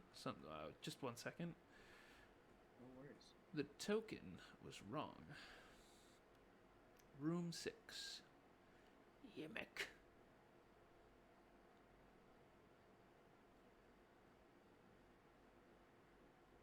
Okay. And you rolled 24. Yep. 8, 15, 8. Mickey Mouse 15. shrieked in pain as the bear trap severed his right leg. Everybody except for Yeemik falls asleep. Nice. After casting that, I look down at Queez, I look up at Yeemik, and then I say, we trade now, or you die. No gold. Suspense. Orin just kind of looks at Calder like, why the fuck didn't you do that the first time? Queez gets to live out of a courtesy for being kind of cool. For now. If, you know. Oh, we meant why didn't you do that the first time when we were Oh, yeah, no. Less suspense back then. You say that as you as like Sildar just like goes limp first, and then the other 3 goblins just like pass out on the stairs, and the one by the sleeping kits. Yeemik yawns for a second. He goes, "What the? I've had enough of you people. Just take him and leave then." And he just shoves Sildar off the 10-foot thing, and he goes unconscious.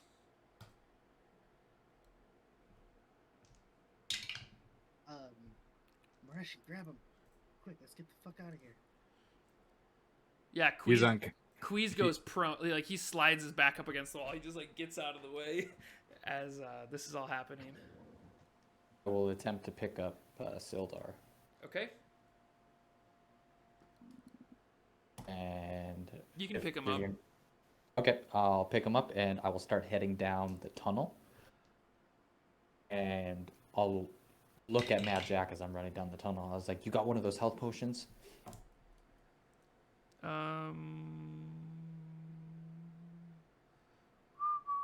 What? Magic? Who's asking? Sorry. Who's ready? Mireshi is. Mireshi. Let's enter theater of mind too. So like, I'm not gonna move tokens or anything. This is all theater of the mind. Yeah. I'll pull one out of my bag and just like no look, flip it up to Mireshi. Oh my god. Can I try to catch it? Yeah, you can roll like a sleight of hand. Okay.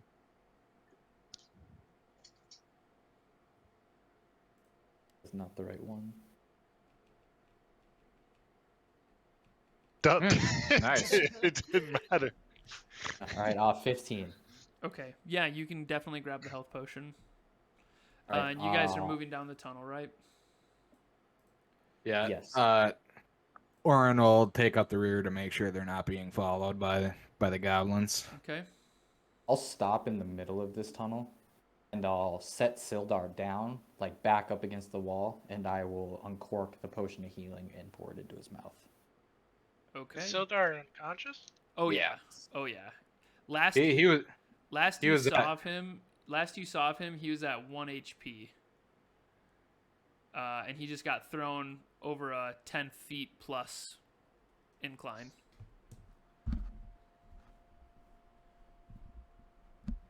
And he is. You said you popped the cork, and as you guys are running out, and you're holding him. Oh, I said I set him down in that Okay. tunnel, Yeah.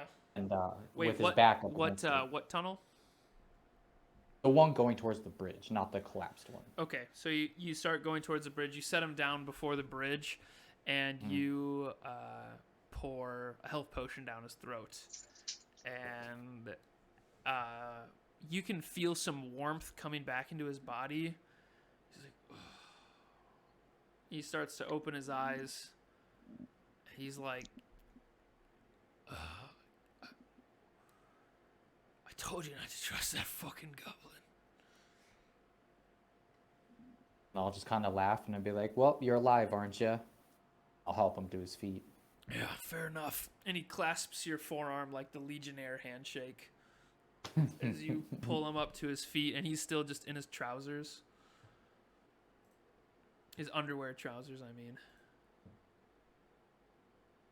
I'll look at Mad Jack and Caulder, and I was like, "You guys didn't happen to see any clothing in amongst all that supplies in the bugbear room, did you?"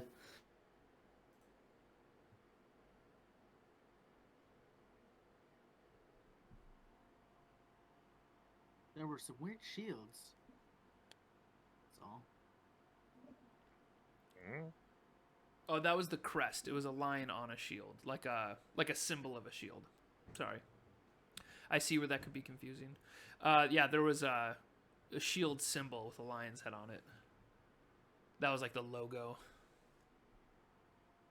I'll actually ask Sildar. I was like, "How much of this cave have you seen?" Last thing I remember, my... are we moving while we're talking? Yes, but Okay. like once we get to the other side of the bridge, before we start like moving the direction out of the tunnel, that's when I ask him this question. I want him to stop and answer. Yeah, if as you he's- stop out at the mouth of the cave, and he says, Not at the mouth of the cave, because I want to know if you've seen anything in the cave. Because depending on his answer, I might want to show him the crest on those boxes. "Oh, well, yeah." He just says, "Well, you guys are leaving." He says, my last thing I remember is just hearing all those arrows loose. Got killed right over my horse. Got thrown right off my mount. These fucking bastards showed up, and vague memories of being dragged through the woods, getting fed some nasty porridge in here. It's really quite a blur. It happened very fast. They got a really good drop on us. They were really well equipped when we encountered them. There's quite a lot. So the only room you've seen in this cave is the one that you were being held in. Just that fucking cell, man. I mean, lady. Okay. I'll be like, follow me, and we'll go back up into the bugbear room, and I want to show him the emblem on the side of those crates on the supplies. Ask him if he knows what that is. Yeah, he like kind of like squints his eyes a little bit, still adjusting to like after being through torture for a day and a half.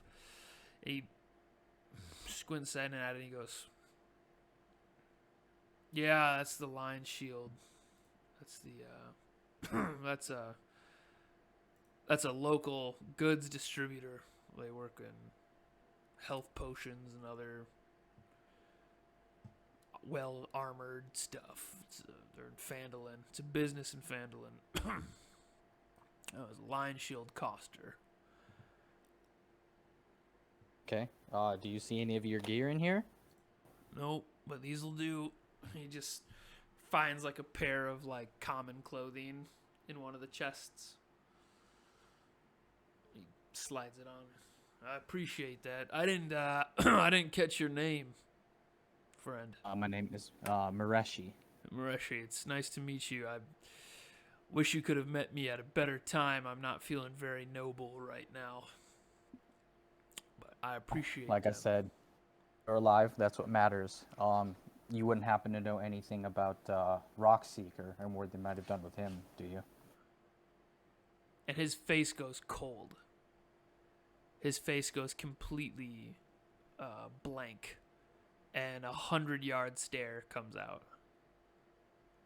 He completely forgot about Rockseeker. Like he was just thankful to be alive. He wasn't even thinking. And the minute you bring up his name, I don't know. Gold stocks grow steadily, sir. I don't know. You didn't see him at all? He hasn't been here? No, not in my haze. We gotta find him though.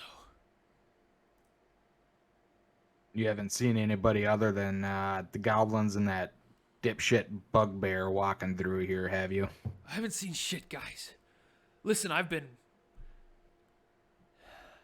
And he's like shaking now out of embarrassment. Chained up in my underwear. The shit they would make me eat, literally. These fucking goblins. I don't remember. I was unconscious when we got here, and it's just been shit. I'll walk up to him and I'll put my my hand on his shoulder, like reassuringly, and just be like, "Don't worry about it. You're safe now. We'll get you out of here." I'll look to the rest of the party and be like, "Do we have any business to finish up here, or are we good to go?" Before leaving the tunnel, Caulder would like to go up to Queez, do kind of the same shoulder thing, hand on the shoulder, and tell to Queez, "I'm glad you survived, little one. It could have been close. Can you tell us where they took the dwarf?" And he does like finger motions of like walking. It's like, in Goblin, he says that it's their job to be in this hideout, and their boss likes it when they bring him dwarves. So they wait for dwarves, and they capture dwarves, and they bring him dwarves. Where do you take the dwarves to drop off to your boss? Saying that they come to the hideout and collect the dwarves and take them away. And they took the Lord's they took Sildar's armor. And they took the dwarf. When's their next scheduled visit? He says, when they say that they caught another dwarf. How do you send messages to your boss?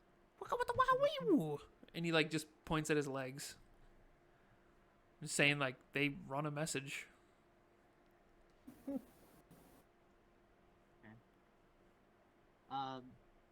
Shit, I'm not trying to get anyone out of this thing, dude. As you're talking with him, Sildar speaks up as you're talking about where Gundren is, Gundren Rockseeker. And he says, I know you lot are just caravan guards we hired, but you came back for me.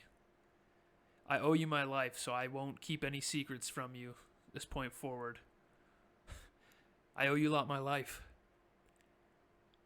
Gundren and his 2 other brothers, they recently located the entrance to a long-lost cave. The Wave Echo cave site. Goes into the mines of Phandelver. It's a pretty rich history. We'll have to unpack that soon. But I think that's what these goblins, and he looks at Queez as like, no offense, like, because for him, like, he says these goblins, and he looks at Queez like, no offense calling you a goblin, because he doesn't know what to properly, he doesn't know the PC term for goblin. He doesn't know, he just like assumes he's being like negative. There isn't. That's the point. Sildar's like a conservative. Just like doesn't know what he's doing. And he's just like, I don't know, like I don't want to get canceled for saying the wrong thing. And he's like, these goblins, no offense, because for him the word goblin is a slanderous word. So it's like, these goblins, I'm assuming their boss want to know the entrance. And Gundren had the map.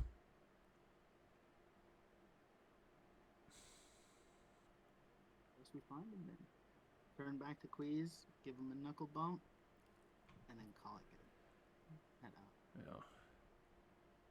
And Sildar says over to the goblin, he says, I do remember hearing that big ugly bastard Klarg. He looks at you guys like to clarify the name.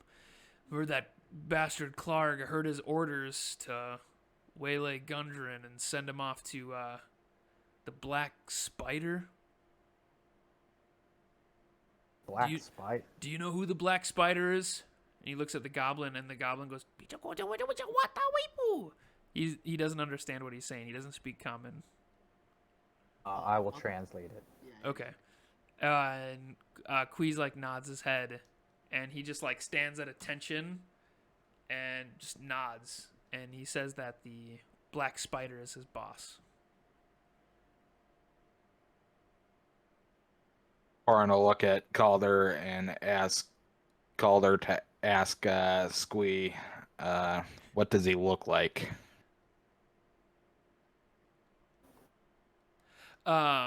Yeah, they translate that through, and he just shrugs his shoulders. He says nobody really knows. That's why we just call him the Black Spider. He lives in the dark.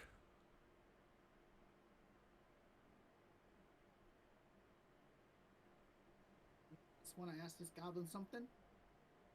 Yeah, I'll ask the goblin. It's like, on your little choke point out on the road, what direction do your boss's henchmen come from when they come to pick up the dwarf? He relays to you that they just come into the cave.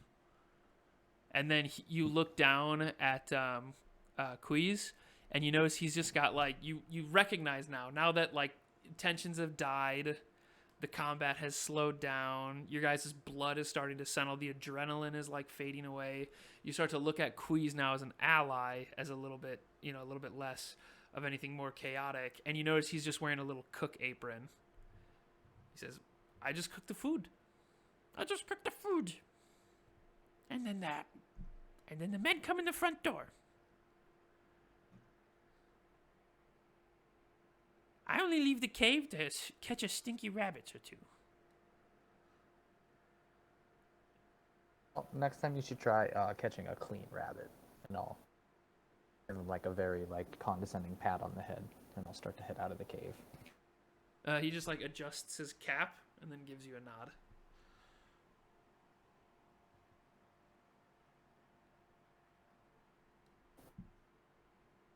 Yeah.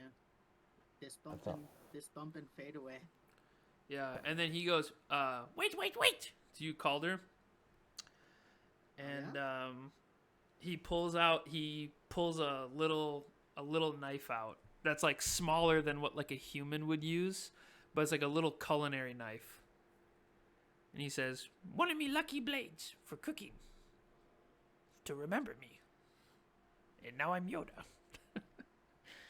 And he says, "One of my blades to remember me." And hands you a Orin will little walk. cook knife. Orin will walk past and see that happening and look at Calder and be like, "Well, I guess you're our cook now." And he just keeps walking out the cave. And then he says, "Buka jamiga bunda." And only those who speak Goblin get this. And I will say it in whisper chat later when I'm closer to my keyboard. What the Goblin says as Orin walks by. It says, Calder will say, "Thank you, Squeak."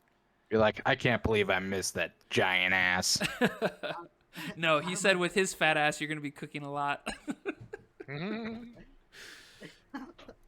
That big I'll old laugh Goliath, on my way out. all 10 feet of Goliath. Who knows how? He's looking at you and he's like, man, that guy probably eats a lot of rabbits.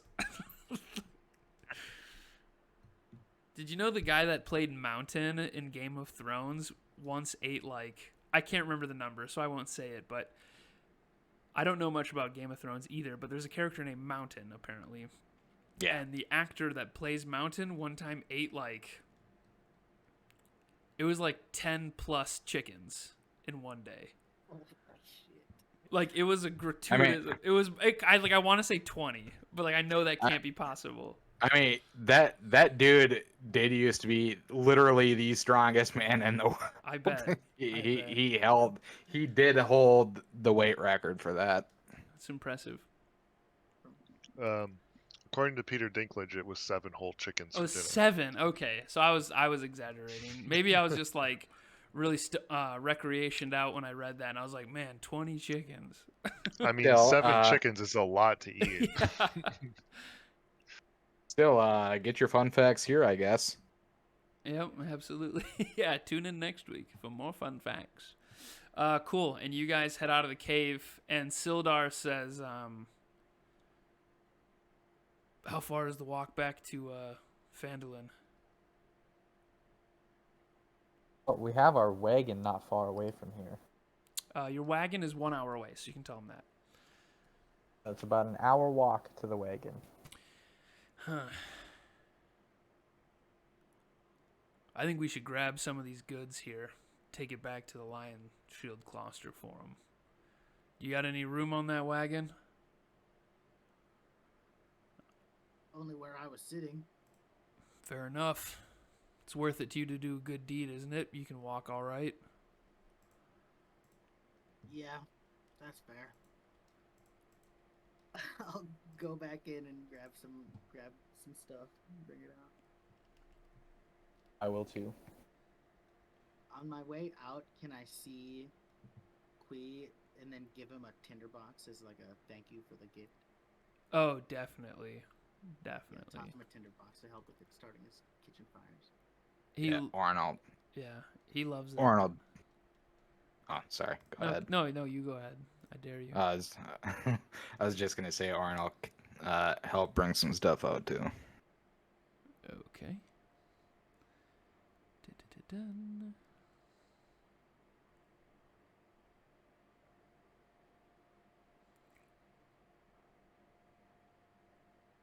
And I guess we will make our way to the wagon.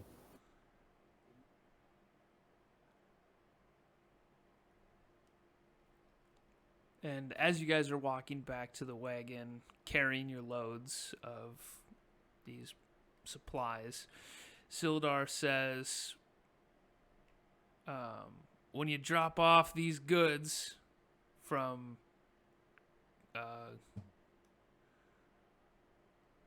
when you drop off these goods from Rockseeker at Barthen's Provision, I'd suggest taking these over to Miss Greywind at the Lion Shield Coster. She'd probably be happy to see her missing loot. Who knows how long this has been gone. Some of the boxes do show signs of like missing, you know, they've been pried open and rifled through. So it says after that, you know, maybe a nice day to relax, but I got to get back to my post in Phandalin. I got a nice cozy desk waiting for me. So is this your guys' first time to Phandalin? And he just starts up small talk. As you guys are watching. He's almost like he's forgotten he's just trying to rebound back to his normal life. And you guys can unskippable cutscene head back. Unskippable cutscene back to did I just get a sub from hold on, my eyes are pretty bad these days. Poop again. Thanks for the follow, poop again. I really appreciate that. I also think that's a properly hilarious username. Poop again. But yeah, unskippable cutscene. You guys can start loading up the caravan and starting your walk back to Phandalin. It's 9 o'clock. We can definitely keep going. I'd love to keep going. In fact, Yeah, I'm good with. I'd love to keep going. I do need to take another bathroom break, refill my potions. Yeah. So do you guys want to take 5 and then come back and see where else this adventure takes us? Yeah, I'm good with that. Take 5. Okay, does anybody need to take 10? All it takes is one person to say 10, and we'll take 10. Can I take 10? Yeah, let's take 10. Yep, let's take 10. That's good, because here's the thing. If we're going to continue, I just want everybody to be comfortable. That's the idea. So let's take a 10-minute biological break. Dookie break. Take a poo-poo again. Shout out to poop again. Big time poop again. Thanks for the follow again. Yeah, so let's take a quick 10-minute. We're going to come back at 9:20. And then we will continue where we left off. For those of you in chat, feel free to take a biological break as well.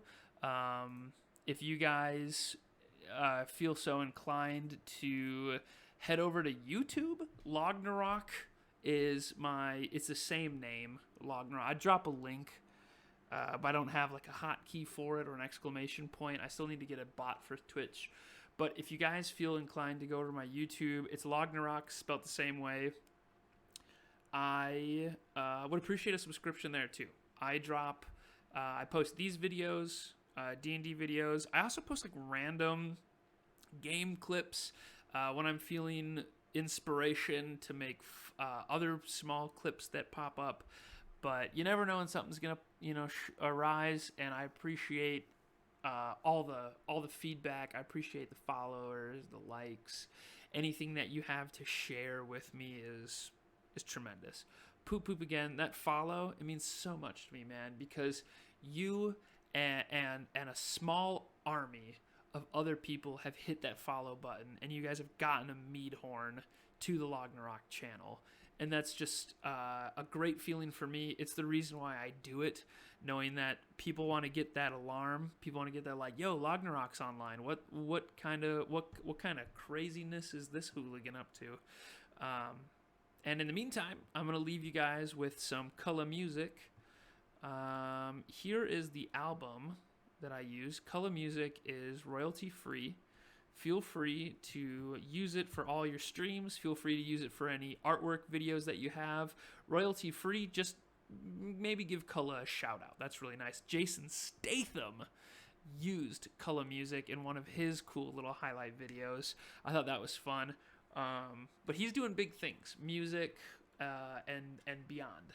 So he's got a whole mission. It's not just the music, it's the community. So be sure to check that out.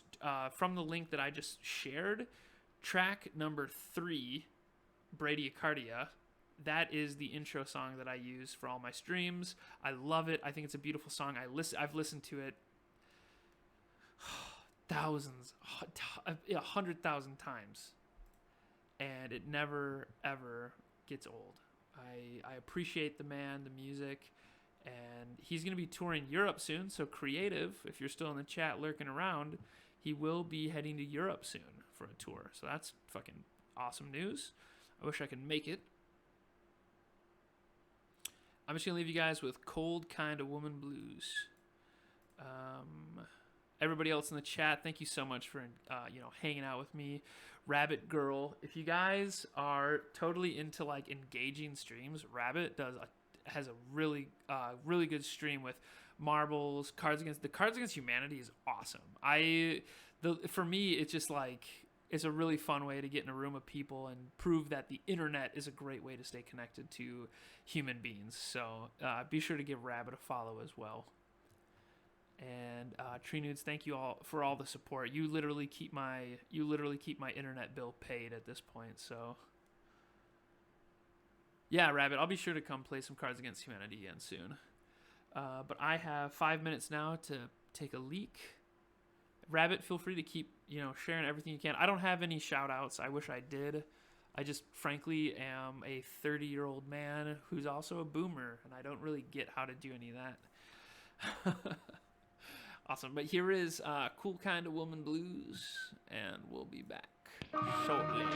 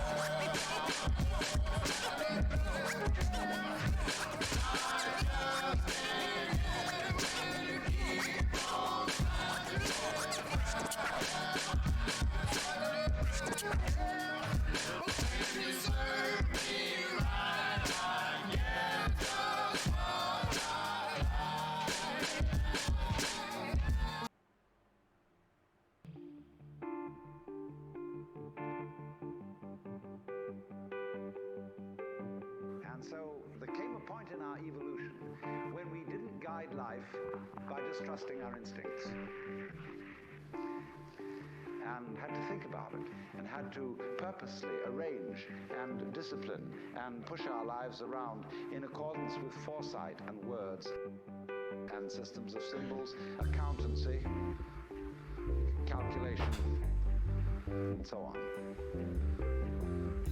And then we worry. Once you start thinking about things, you worry as to whether you've thought enough. Grab a hold, take my hand and follow me. Where we're going, there are things for the eye to see. When we're over there, you'll feel it all around. Let it all come through, our love for you.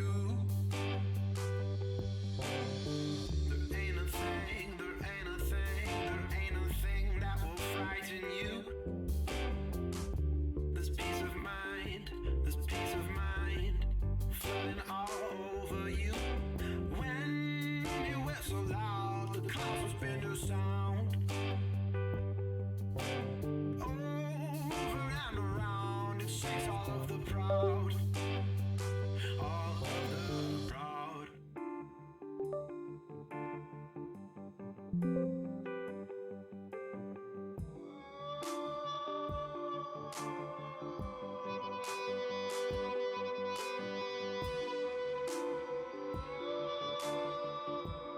Don't you wanna separate your body from your mind?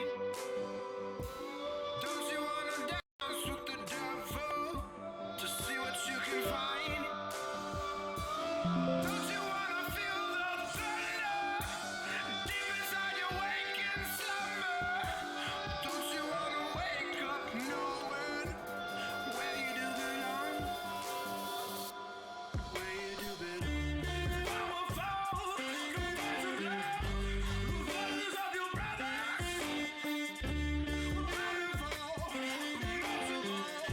We'll get back up together. Have mercy, Lord, my entire world.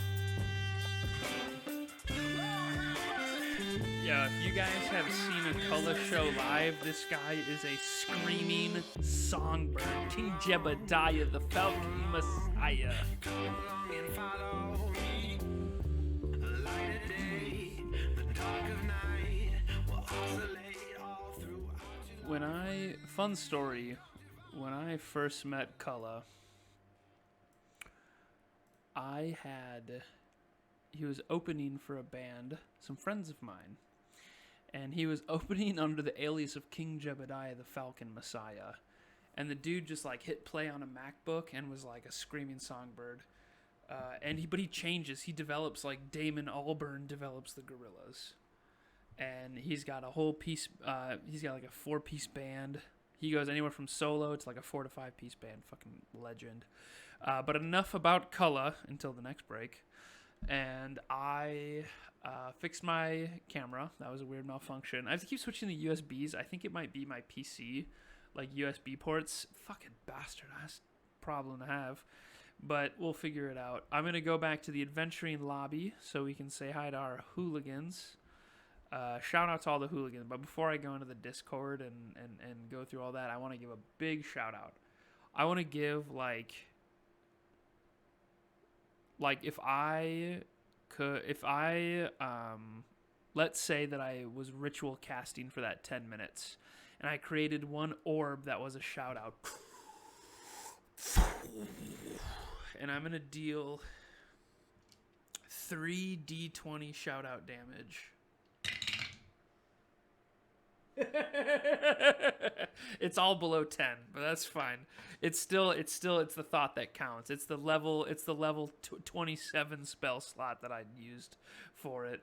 But it's all to the players. It's all to the players. The people who are here with me today. I mean, you guys in the chat are great, but really why we're doing this is because the people in the adventuring lobby and the people who are I guess that other person would be me. We're doing this for our own mental health. We're doing this as a form of therapy. Do I have to do that faster? How do I bring this into focus better? Do I give you one finger? Come on in. Hey, yoink. That didn't work. Fuck it. I'll be moving to another scren. Come back to me to focus. I'll get better at not being such a fucking boomer. I'm 30 years old and boomered. Alright, back to the adventuring lobby. Hey guys, what's up? Hello. Camera's like, nah. Yeah, camera's like, get fucked, dude. That's okay. I don't need to, I don't, you know how it is. Skadoosh. Let's see here. Does anybody have any fun things that they want to do while they're walking back to Phandalin? Like, just RP flavor, you know. You don't have to if you don't want to. I mean, I'll play the bagpipes. Yeah, dude. Throw a performance check out there. Oh yeah. Let's hear those That's a- pipes, bro. That was a 13. All right, so they're not bad. They're not bad bagpipes, which says a lot for bagpipes. Right? They're not the easiest thing. Wee lad, Mad Jack, throwing out some fucking big pipes. Yeah. You'd have to give him a crown for the maddest man around, Mad Jack. He'd pull a rope through the pole to save all the girls in the world. Mad Jack and his bagpipes. All right. Oh, how big are Mad Jack's bagpipes? Yeah, are they as big as him, or are they Yeah. are they halfling size? Does it sound like a kazoo when he plays them? Follow the yellow brick road.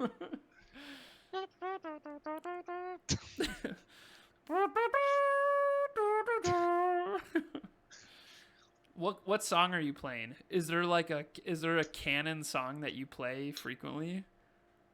Oh, I Hips Don't Lie by Shakira? No, it's just back that ass up. Back that ass up, bagpipe version in Phandelver. Okay. And First of its kind, never been heard before. yeah, it's some indie stuff. It's indie. You never heard of Juvenile? Some indie bagpipe solos just wanging out.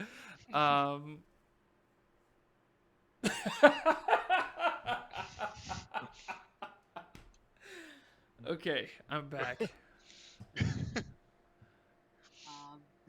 Is there a way that just for a little something to make room on the cart to play a game of Dragon Chess with anyone that wants to, if there's room? Oh yeah, definitely. I mean, I'm picturing this cart is like, you remember the Beverly Hillbillies when they packed up their truck, just like absolutely stacked with stuff. I'm picturing that. I definitely think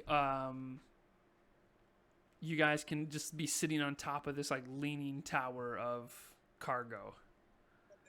Does anybody want to play Dragon Chess against? Yeah, I will. Awesome. Perfect. So we are going to make checks. It's going to be 3 checks. It's basically going to be 3 rounds, best of 3. And that was Mireshi that said that, right? Correct. Okay. So are you proficient in Dragon Chess? No. Okay. So you will pick either Wisdom or Intelligence to be your base stat. You'll roll a d20 and you will add either your Wisdom or Intelligence modifier. And Caulder, you're going to add your Wisdom or Intelligence, whichever one, plus your proficiency, as you are proficient in Dragon Chess. So first round, let's see what happens. I can just tap Wisdom on this, right? Sure. And then you can just add your proficiency. Okay, so you win that round. Ooh, okay, I used the London opening that name. Okay, very good. 1 to Caulder. Round 2. As the game progresses, Caulder uses a London Open, and Mireshi's like, "What the fuck is that?" And then Mireshi's like, "But I've seen these tactics before. I believe in offensive." Well, what does Mireshi think? You win that round, Mireshi. I do. Yeah. Just kind of like using somewhat like intellect to try to like see what strategy he's trying to use, but doesn't have like an actual like opening move or like a defensive move. Doesn't have any chess strategy. She's only ever played in passing like during wars and stuff. Or like right now, other yeah. soldiers. You're a soldier, man. Soldiers have so much fucking downtime. War is 99% boredom and 1% ass-opening terror. And in that 99% boredom, there's no doubt you've played Dragon Chess from time to time. And you're just like, I don't fucking get... Okay. And you reacted and you're like, I'm just going to fucking dive into this. And you get you match him on this. So the rubber match. Let's see who ends up winning the game. Wow, fantastic middle game that match. Oh, Calder got a 14 plus, two, Plus 3. plus 2. Your proficiency's 2. Oh yeah, okay. It says 3 on my little dragon chest though, but 2 is. Well, that's because it's using your wisdom of plus 1, plus 2. In fact, click on your dragon chest itself. I just. Yeah, that just did it. Yeah, so Calder rolled a 14 and Mireshi rolled a 5. So the end game, Mireshi picked up in the middle game. There was a flame of like tactical intelligence, and then Calder's like, very impressive. Now release your anger. You must understand that your Dragon King is in danger, and then sweeps out the piece, and Calder wins. Maybe next time you guys can play for money. And as the game of Dragon Chess ends, the rutted track emerges from a wooden hillside, and you catch your first glimpse of Phandalin. The town consists of 40 or 50 simple log buildings, some built on old fieldstone foundations. More old ruins, crumbling stone walls covered in ivy and briars surround the newer houses and shops, showing how this must have been a much larger town in centuries past. Most of the newer buildings are set on the sides of the cart track, which widens into a muddy main street of sorts as it climbs toward a ruined manor house on a hillside at the east of town. As you are approaching, you see children playing on a town green. Townsfolk are tending to chores, running errands at shops, messengers carrying notes back and forth, and many people look up at you as you approach. But as they glance at you, all return to the business that they were doing as you go by.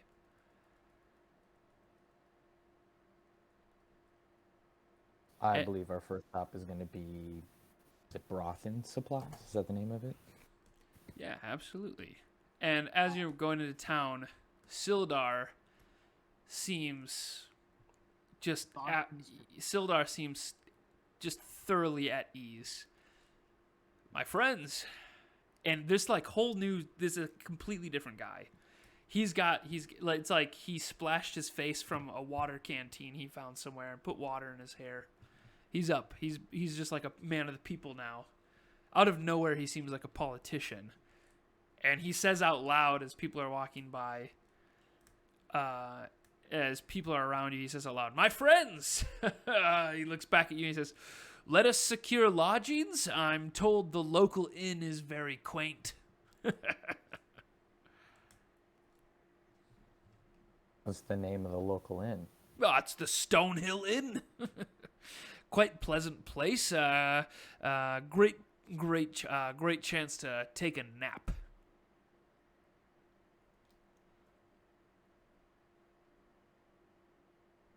I could use a nap. Lead the way. Okay, and he points over to you guys. He points over just as you enter Phandalin. You actually pass Barthen's provisions. If you want to stop, you do see Barthen's provisions on your way in. That's like the first thing you see. Stop. Orin will definitely halt the cart and tell the others to go ahead, and he will drop this stuff off. I'll stay if they would and like. help them drop stuff off too. Those that I'll help unload. Okay. Anybody else want it? So it seems like everybody wants to help dismount and load up into Barthen's provisions. Hell yeah. Okay. Very good. Very good indeed. I need dex saving throws from Yeah. You're fine. Fall down a ramp and take 30 d10 damage. Yeah, exactly. Only my little ass. Oh, my little ass. My little ass. Okay, let's see here. I gotta find my important NPCs tab. Orin will look over at Jeffery and ask, how you feeling over there? Jeffrey is very uninterested in doing anything but going to bed right now. As you guys stop at Barthen's Provisions, the owner, you can tell he's the owner. People are like nodding him as why. He's just got this air about him. He's a very lean and balding human male. He's been running the shop just without even rolling or checking anything, like quite some time, like decades. The man himself is like 50 years old, very kindly manner, and he says, Where's Sildar? Good seeing you. Where did Gundren go? Is he off with his? Is he off at the mine? And Sildar says, "Bad news, Elmar. He's been taken by the Broken Arrow tribe. Bastard goblins. Well, I got a good crew about me, though. I think they might have a saying. Where we go to find Gundren. What do you say?" And he looks back at you guys. Orin's just like, whatever gets us paid. He laughs, and Elmar just like kind of bows his head sorrowfully, and he says, "It's bad news indeed, but to be on a business note for you lads, I guess getting paid is what you're owed." And he waves his hand out to a little assistant that was watching, and you guys are each delivered 10 gold. So everybody gets 10 gold. Money. And as you're starting to unload, just like tons of helpers come out, and they like push you back. They're like, no, like we got this. And they start unloading everything. This is a very well established. This is like the Walmart of Phandalin. It's like everybody goes here. Gross. Yeah.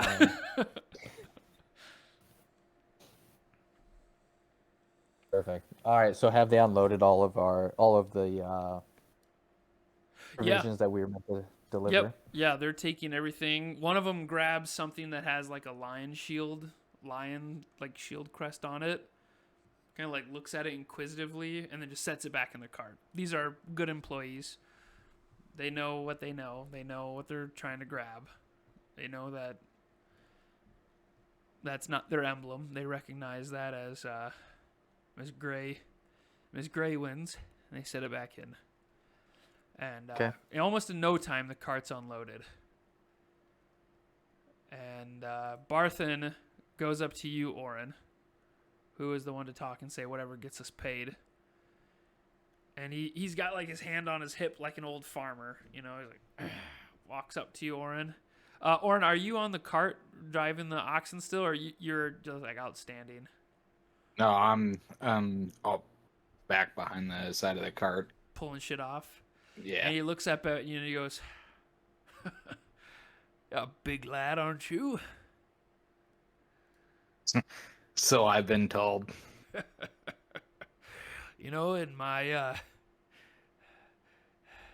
younger years, I would have challenged you at a feat of strength, but well, you know. And he puts his arms up, just showing he's fucking bones in the wind, you know.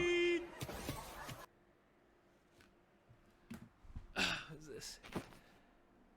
Missy Tequila. Thanks for the follow. Bloody legend.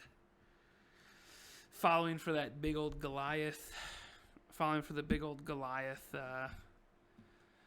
We love.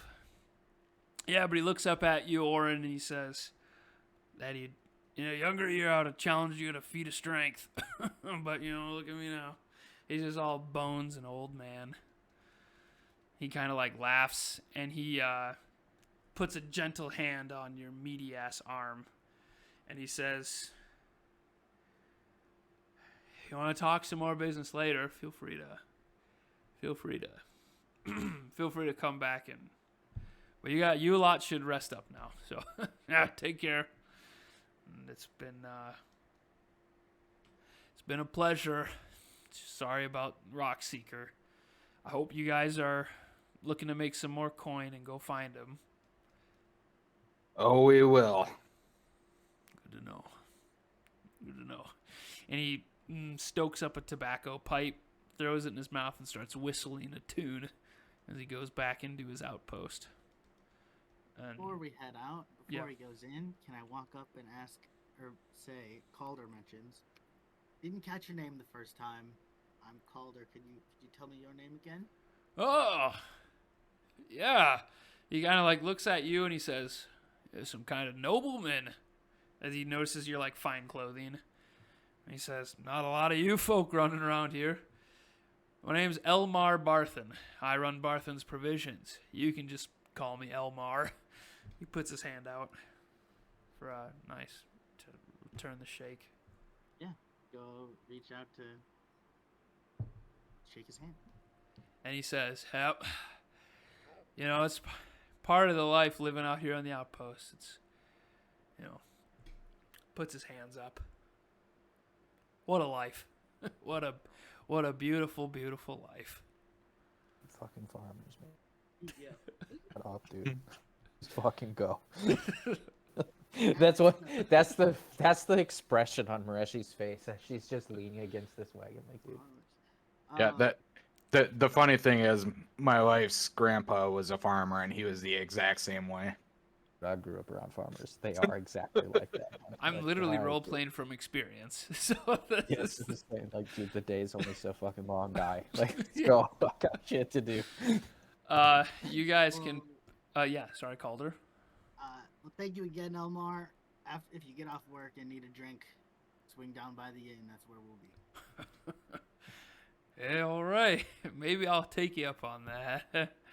On that, Dre. If the missus doesn't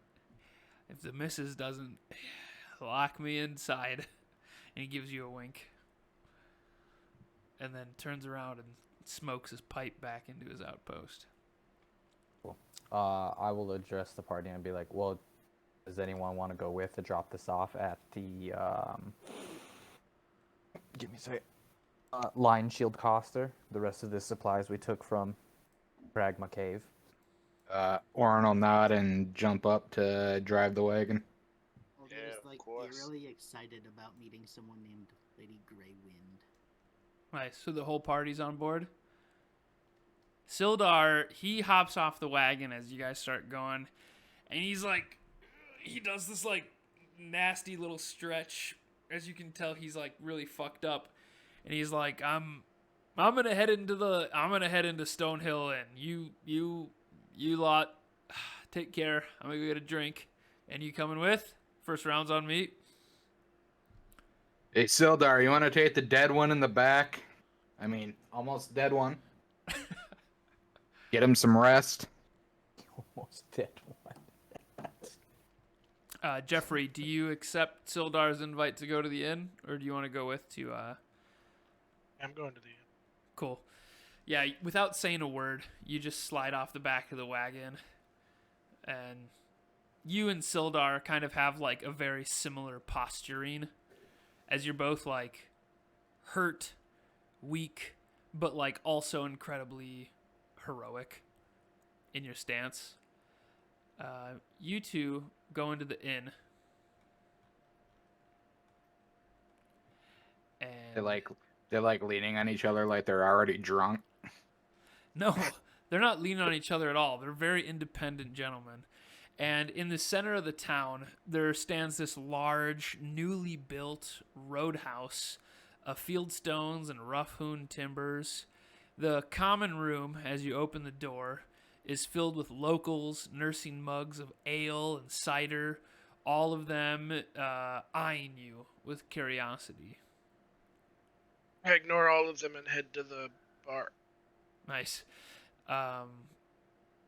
And a gentleman who is like doing what all bartenders do, polishing a glass with a rag, sets it down and he says, "My word, Sildar, you brought a friend. You guys look like you're in a pretty rough state." Sildar's like, "Yep, Sildar just says, "Yep," and he throws a silver coin at him, and he says, "I'm going up to my room, whatever this man wants." And he goes up, and he starts walking up some stairs. As he leaves, I look at the bartender and say, "Give me a flagon of ale and a room." Very good. And do you prefer something darker or lighter in the ales? I'm working on a couple brewing techniques. Give me the strongest one you got. It's about results. I can respect that. And he goes under the table. He grabs you a flagon of some dark ale. It's like a red ale. And then he looks around, and he pulls up a shot glass and he hands you a shot. And he says, "This will help take the edge off. Your room is gonna be up the stairs there. Take a left. It's we got an open room, second door on the left as well. And my name is Phadalin Stonehill. If you need anything, don't hesitate to ask me. My wife is running around, and you'll see a little bastard. He looks just like me. That's my son." I will grab the ale, bow my head, say "Nice to meet you, Toblin," and flip him an extra silver and walk to my room. Very good. Yeah, I'll be sure to send up I'll be sure to get my son to pull out a warm bath for you if you're gonna be up for the next hour or so. Or if you don't mind, I can have him bring in a warm tub for you. No need. I'll be up as soon as I hit the bed. Very good. Well, offers on the table. And for the rest of you, oh, sorry, anything else? Nope. I head up and I pass the fuck out. And you start your long rest at 1 second. Dying twice will do that to you. We'll say it's 8 p.m. You start your long rest.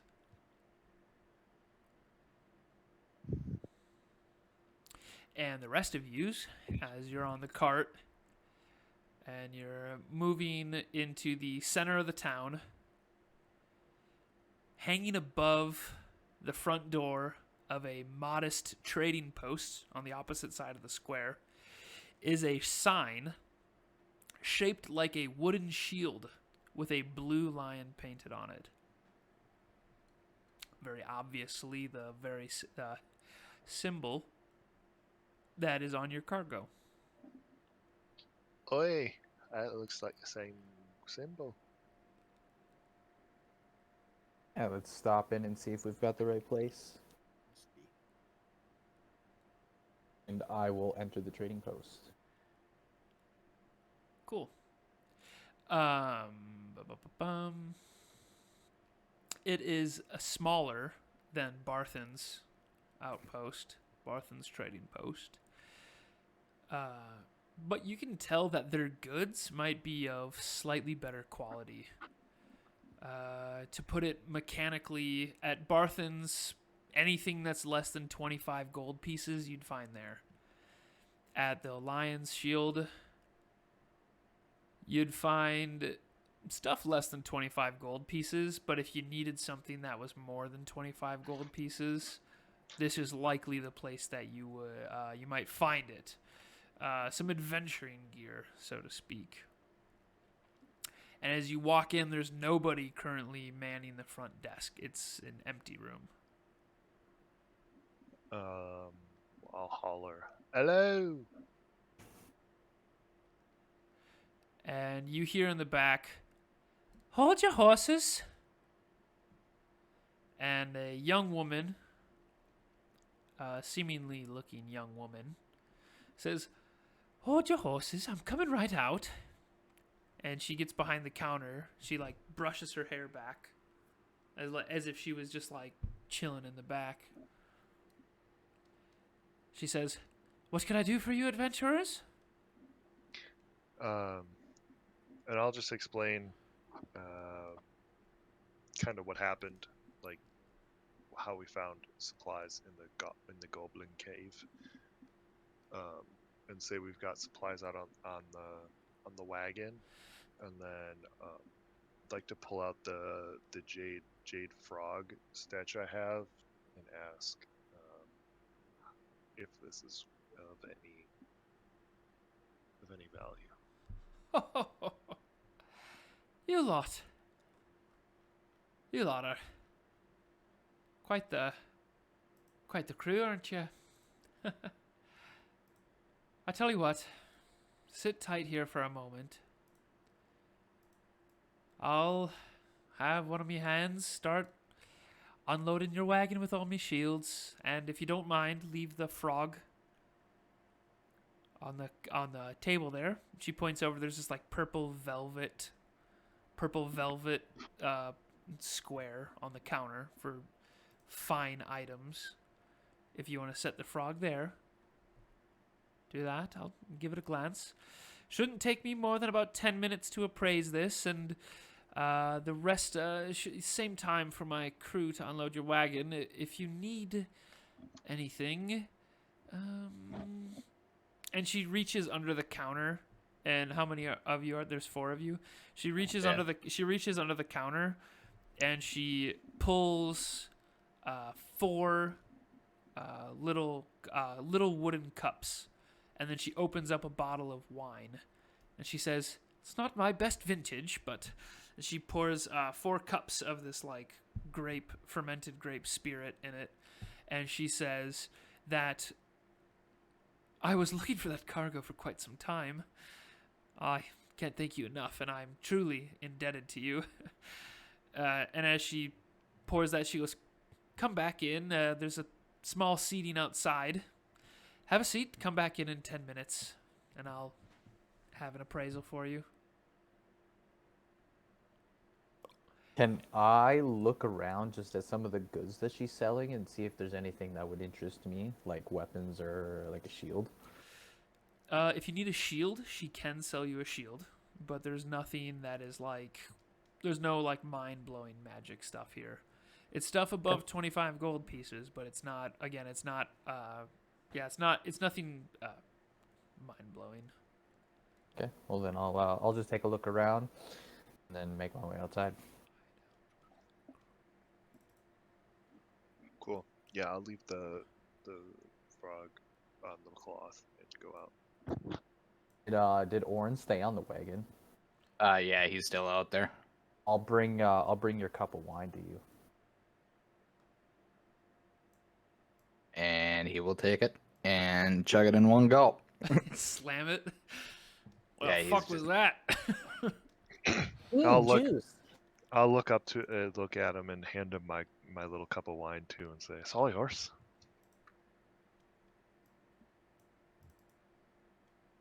Mad Jack's not a drinker, huh? Well, if you don't want it, he takes it and chugs that one too.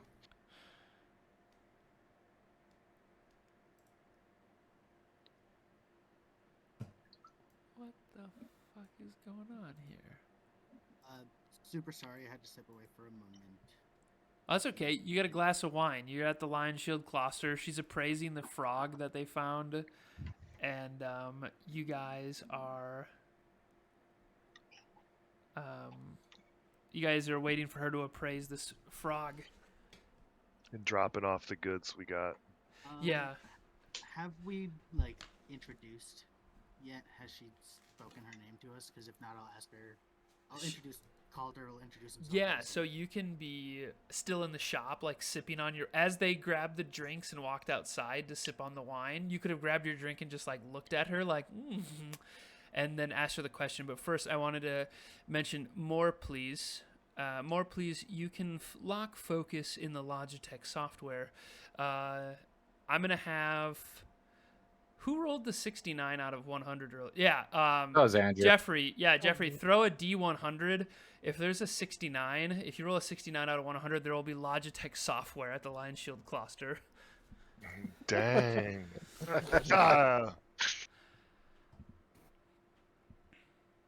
Listen, I can only do it once. Well, we'll see. I got a 27. Okay. So there is unfortunately no Logitech software, but there is like a dust spot that is vacant where there used to be some Logitech gear there. And let's see here. And Caulder, as you take your wine and sip responsibly on the counter, looking at her fine weirs. What's that? What type of wine is it? It's a cab. It's a cab sav. Strawberry wine. Oh, it's like a pretty good. It's imported, but like you missed this. When she poured it, she said it's not my best vintage, but it is like a really good fucking wine. And as a nobleman, you would know that this is a really good wine. And you heard her say it's not my best vintage, which means like she's wealthy. Which just makes this even funnier because You slammed it. Just slammed 2 of them. Oh, juice box. Capri Sun. The best way to go sometimes. Yeah, and you ask her name, and she says, "My name is Lene Greywind. You can call me Miss Greywind." And then she kind of like looks at you and leans in, sees you sipping the wine. She goes, "Or you can call me Lene."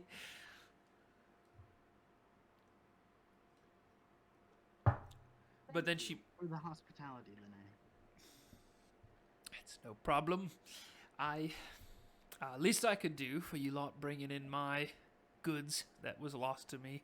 And she's saying all of this as she's got like one of those like jeweler glasses like over the jade frog that Mad Jack brought in the jade frog. Like she says all that like kind of like peeking up and down from it.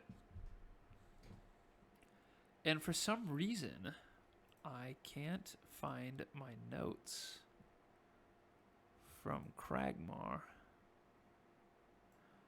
I'm going to pull this out here. Yeah. Back when we had entered, we kind of entered as a group, yeah? Or no? Yeah.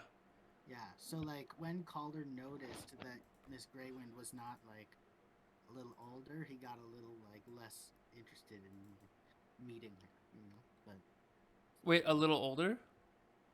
Seeing that she wasn't old, he Oh. was like, okay. Yeah, she's 35. She's not old. Dang, I feel old. No, 35 is not old.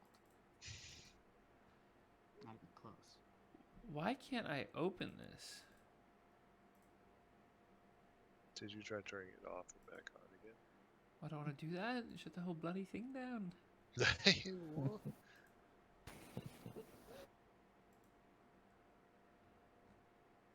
Pop out that close. Pop out that close. I'm going to close all my tabs. I'm going to close all my tabs. Sometimes that's a super good feeling. Not when I need to open them back up again. Because Are you using Goggle Croom? What it is there's probably a transparent tab somewhere on Roll20.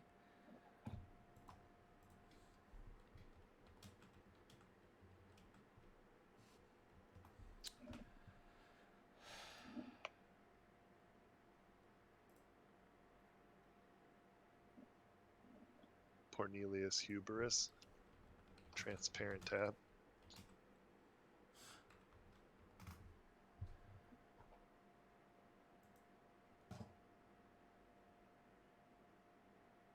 Pace on it, Dogman. I'm really sorry. I'm trying to open the tab that like tells me the value of that fucking jade frog. I think earlier you said 10 million? I do vaguely recall something about this number being tossed around. That number was thrown out. It does sound like it could be possible. I think at that point we just abandon the quest and buy the town? Is that Yeah, we just Oh, that's the map. build a tower. we buy everything?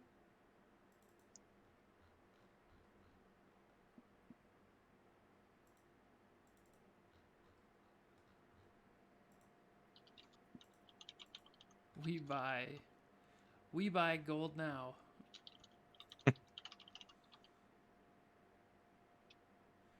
Can you open the handout I just sent you? Let me see it here. Yeah, you, Gabagool. Yeah, it just pops up with a map. It's just the map? Yeah, it shows the Crag Maw hideout. Can you scroll down? I hate it here. It's just a screenshot. I fucking hate Roll20, dude. These are the issues with Roll20 that happen sometimes. Yeah, it's just the map from me. Okay, nope, I got it. I for some reason am able to yoink, I'm gonna pull that out of your journals. I think it says 40 gold Okay. pieces. How many? 40 gold pieces. Where do you see that? It says this treasure. In addition to the stolen provisions, Klarg has a treasure chest that contains 600 copper pieces, 110 silver So you did pieces, scroll down. 2 potions of healing, and a jade statuette of a frog with a golden orbs for eyes. And then in parentheses says 40 GP. Perfect. Thank you so much, my dude. And 10 minutes goes by. You guys go inside? Yeah. Orin will get up and walk inside. Okay. You guys head inside. As you walk in, she goes, "My most esteemed gentlemen." Wait, what was I doing? "My most esteemed gentlemen, I would like to first extend my greatest thank you for bringing back my cargo. The sum of 50 gold pieces will be given to your party." And she slides you guys just a small wooden chest that has 50 gold pieces in it.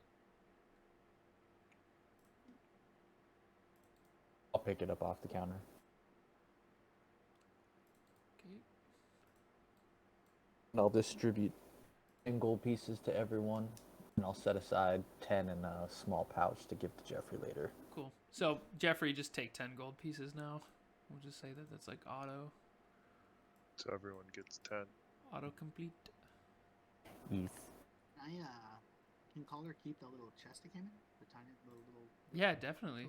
I don't see Gronk why spiking into the ground and shattered into a million pieces. I'm just kidding. not. Oh shit, that's crazy. That was for everything? 50 gold pieces for you returning my goods. And for the the frog statuette, I'll give you 30 gold pieces for it. I'll make you a deal. Okay. You give me 35. I'll draw you a map of where the rest of your supplies are at the goblins.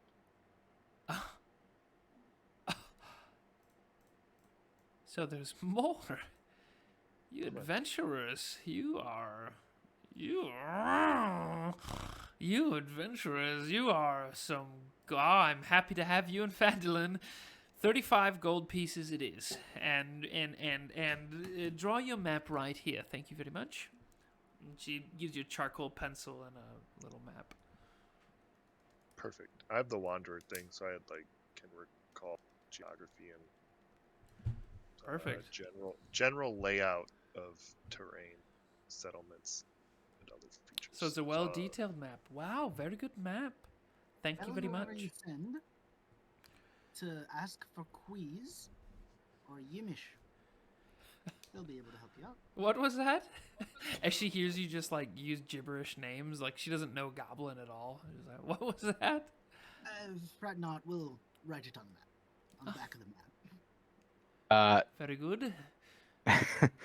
Orin will also place the beads that he used to See some goblin titties? yeah Good call.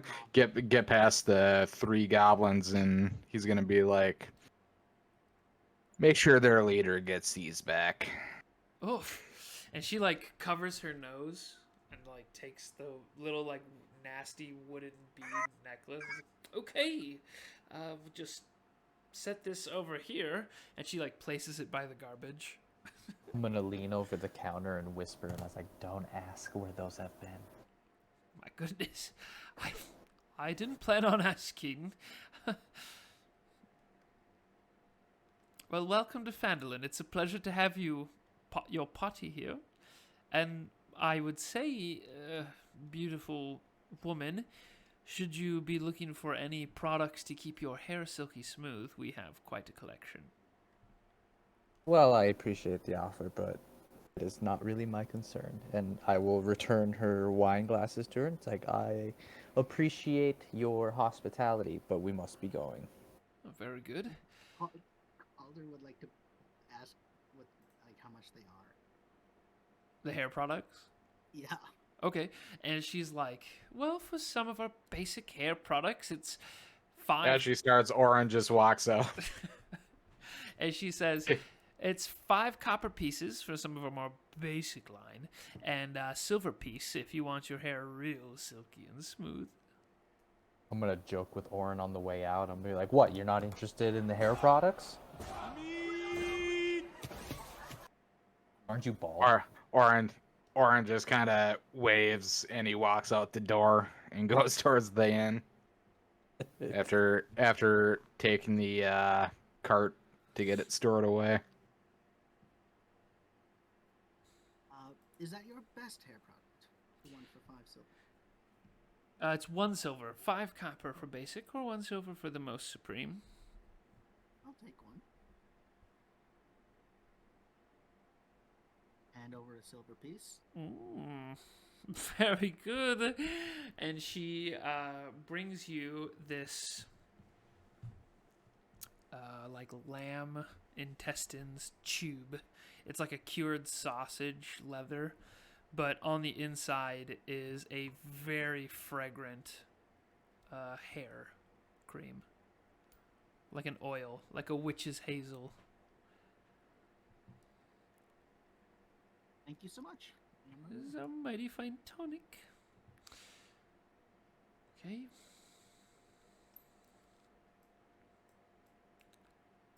Is it off to the inn now? I'd walk out and join the rest of them.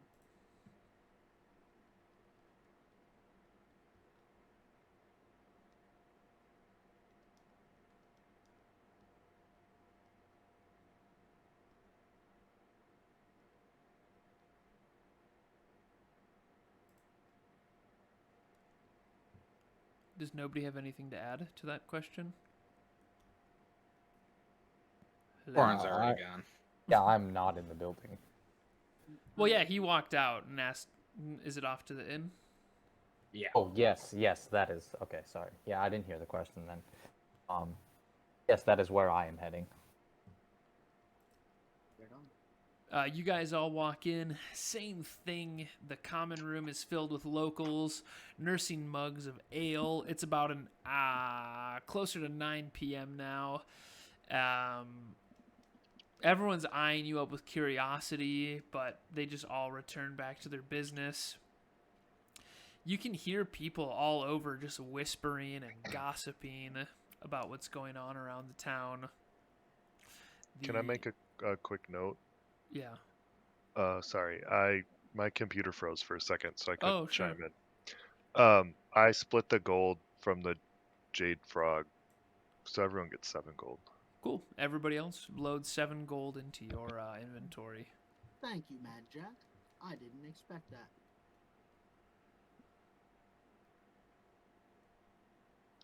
Well, you can expect more lovely music from your bagpipes later. Do you say that with a wink? Yeah. Cool. And you guys enter the town, enter the common hall, and people are gossiping rumors. The bartender Tolbin is cleaning more glass. There's a little boy running around just like refilling drinks. No sign of Jeffery or Sildar.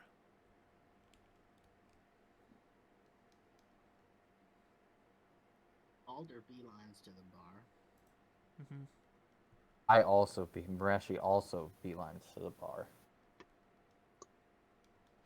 Toblin, Oh, more adventurers. Welcome. Aye. May I get a mug of your finest ale, and I would like to secure a room for the evening. Absolutely. We don't get many outsiders these days, so I have to say it's a fairly modest price. Only 3 copper for the night, and for adventurers like you, just a copper per ale. All right, I will hand him 5 copper, and I'll just be like, I'll be back for a refill shortly. Very good. And welcome to the Stonehill Inn. Orin, hearing that, will just hand him 3 copper and take the room. Okay. Orin heads up to his room. I'll do the same. Okay. What kind of wines? Calder will ask about the wines if they have any. Wines. It's not many people who come in here looking for wines, but I can see what I have available. Is there anything particular that you're looking for?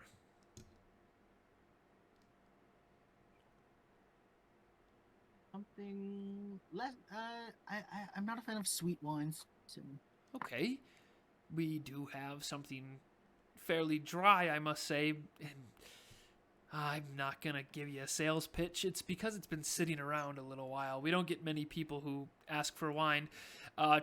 Trilena, and this woman comes out. Beautiful woman, cooking apron on, hair pulled back tight, little bonnet on, and she says, "Why, hello, adventurer. What can..." And she's looking at her husband, and she says, "He's looking for some of our wine." "Oh, well, wine's my business. I have, well, frankly, it's a white wine, but it's fairly mineral at this point. It's from a lighter grape, but I think you might want to give it a try. We'll do 2 copper pieces for a glass. If you'd like to buy a bottle, we can do 5 copper pieces." I'll take a bottle and retreat to my room. Perfect. Pip. Pip. Yes, mother. Go grab one of the Stonehill's whites and bring it to this gentleman's room. What was your name, sir? Calder. Caulder. And yours? Oh, my name is Trilena. And you've met my husband, Tolbin, and this little man here, and she ruffles up his hair. This is Pip, my son. Yes, Mom, it's Pip. We all know that now.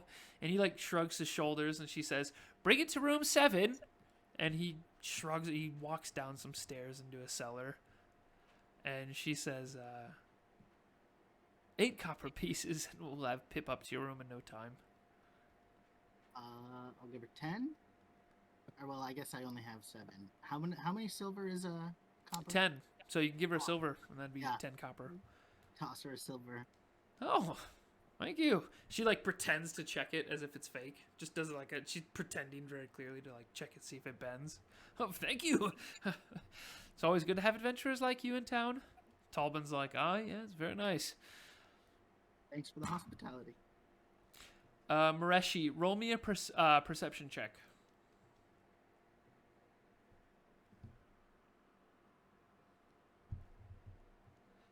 And then let me know the outcome. 15. Okay. Roll as you're sitting there drinking your cup of ale. Roll me a d6.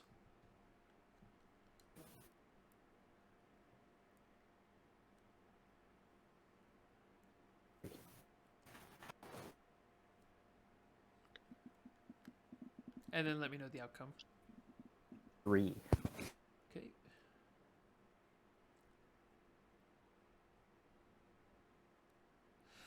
You hear over your shoulder.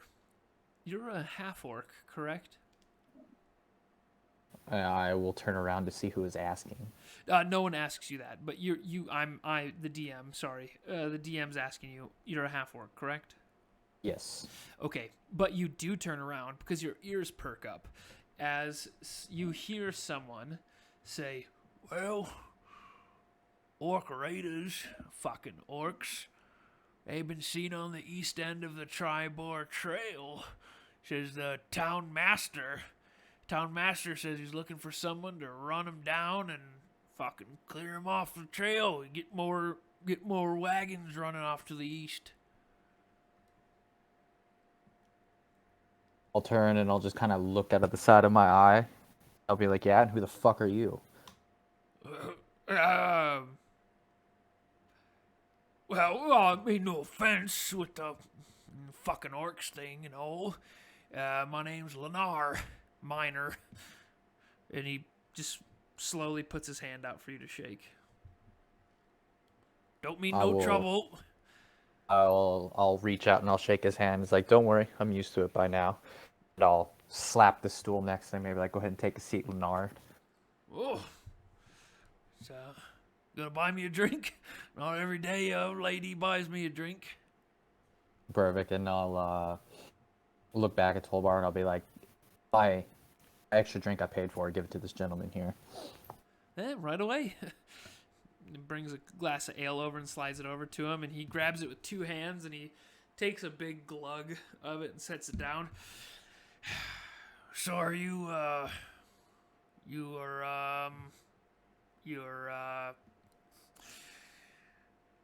don't know how to put it politely. Your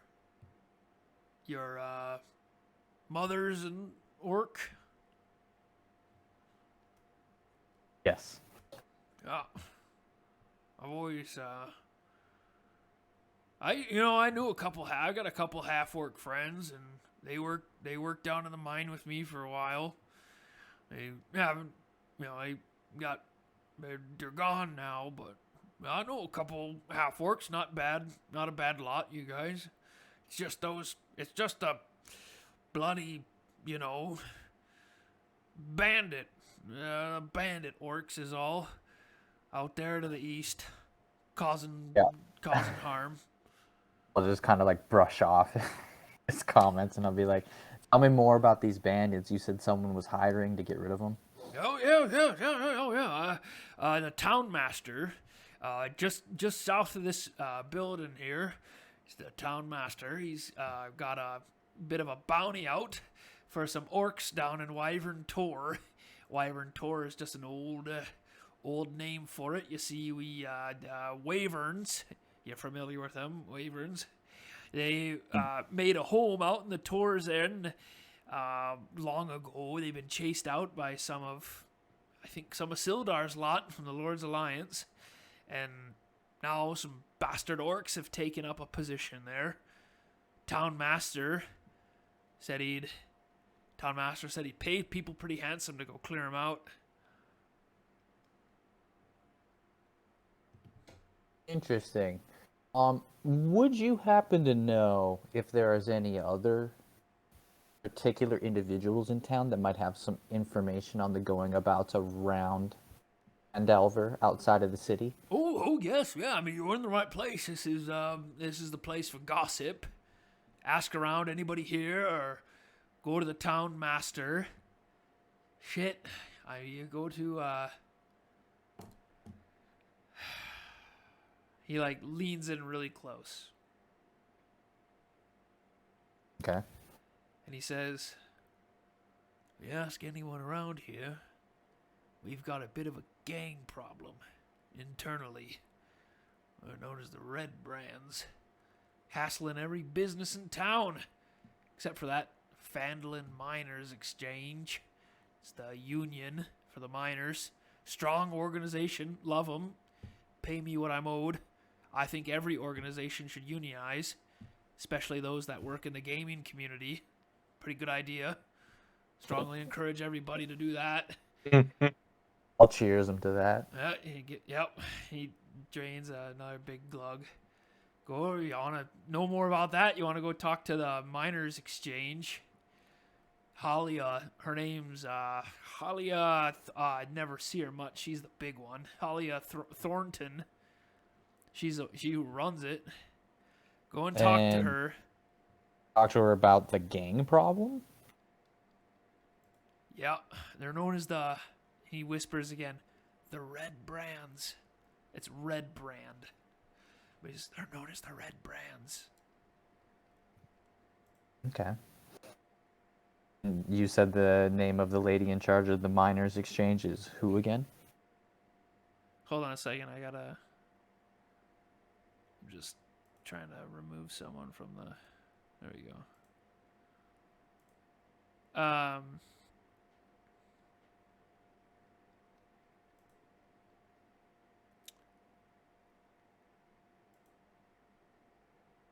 What was the question? Name of the lady in charge of the miners' exchange.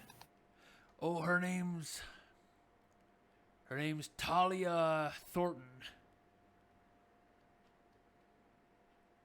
Talia Thornton. Yep. Interesting. She's the one to talk to about the bandits, huh? Or the gang. Yeah, well, the gangs are all running a lot of these businesses out of town, holding us miners for every little fucking copper they can get from us. Talk to Talia. She's been doing a good job keeping them off her. I think say she'd pay a pretty penny as well. Town master will help you clear out. You want to kill some fucking orcs. Go there. Go to Talia if you want to help us out with a local gang problem. Interesting. What is the town master's name? Town master? Let me look at my notes quick.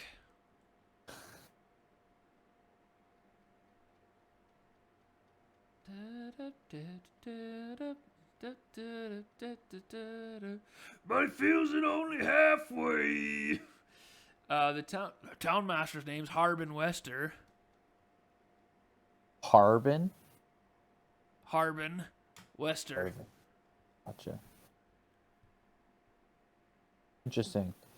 And I'll slam the rest of my ale, and I'll slam my mug on the counter. I'll be like, well, I appreciate the conversation, but I'm going to retire for the night, and I'll slap him on the back as I get up from the stool, and I'll be like, thanks for the conversation. All right. And I'll walk upstairs.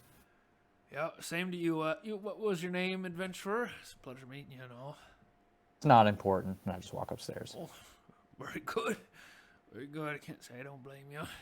You hear him kind of like murmur as you're walking away. So I don't blame you. And, he sits And then back. I'll go upstairs to my room and begin my long rest. Okay, long rest has been activated. All members of the party are asleep. And long rest is completed by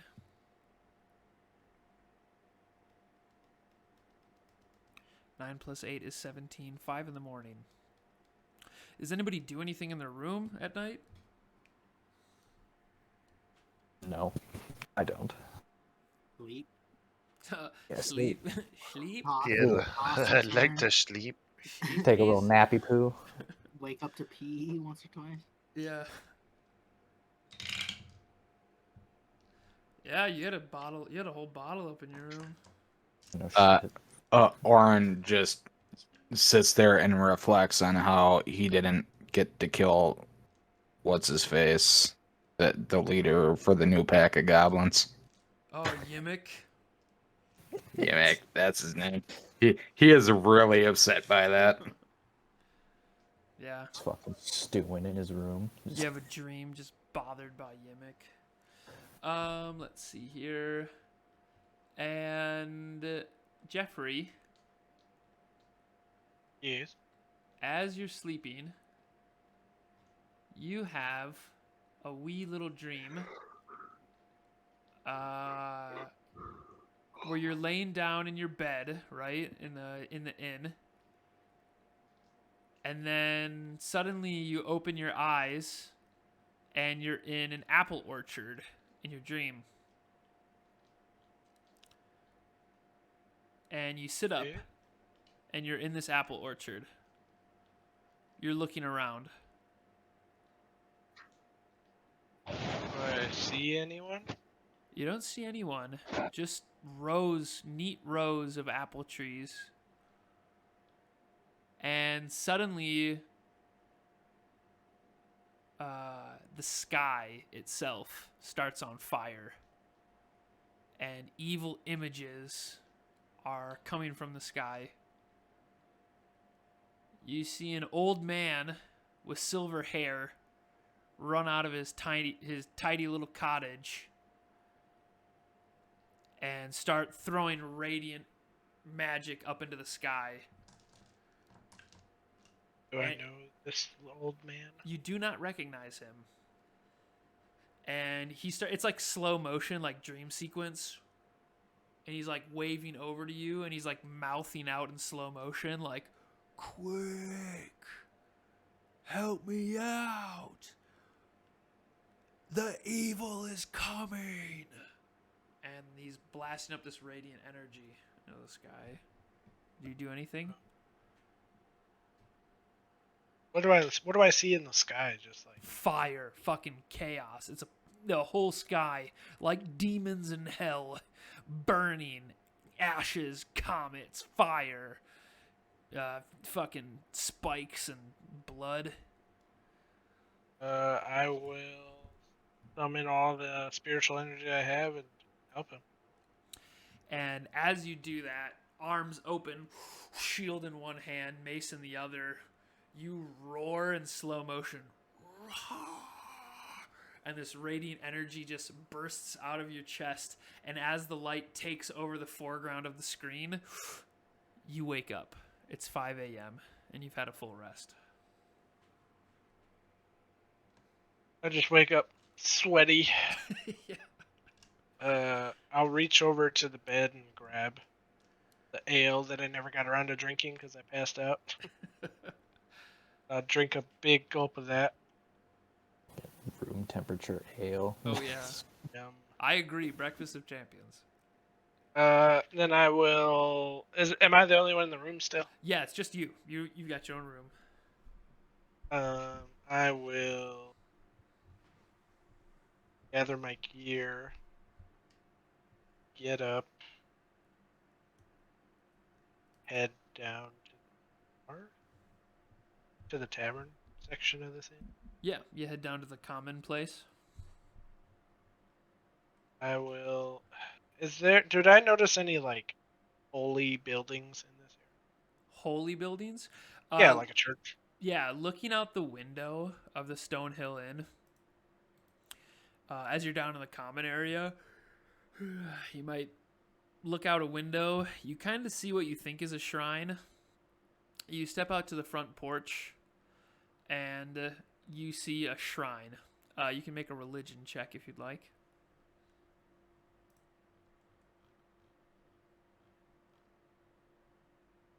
$11. Okay. You can tell that this is a shrine of fortune, just like a shrine of prosperity. Just by you can tell by the symbols that are associated with it, of not just like money symbols, but like sustainability fortune, and that's about all you can tell at this point. I will head. Is there like a priest or anything at the shrine? Not that you can tell. It looks unattended, which you do know is a little surprising to not see anybody at the shrine. But there is a little house to the left of it. There is like a little house to the left that looks like it is associated with the shrine. It's got the same symbols on it. And you do, as you glance over to that building, you see a little statue of a goddess, which you would recognize as the goddess Timora, the goddess of luck and good fortune. I will go to that shrine and I will bend down on one knee, down, grab my holy symbol, Mm-hmm. and I will say, silently, like quietly to myself, "This isn't your shrine, but I hope that you can hear me. I need all the guidance I can get with this crew." Sure. And as you're leaning down, just having a moment of prayer, you hear a young lady's voice go, "Well, when you're done praying, not much use praying on an empty stomach. Why don't you come on in for some breakfast when you're done?" And you look up and you see a young lady, and she's got her arm bandaged. She's got her arm wrapped up in a sling. And she calls out to you and says to come on in for breakfast when you're done praying. I can't say I speak for the gods, but if you're looking for an answer, I've got a mighty fine breakfast inside.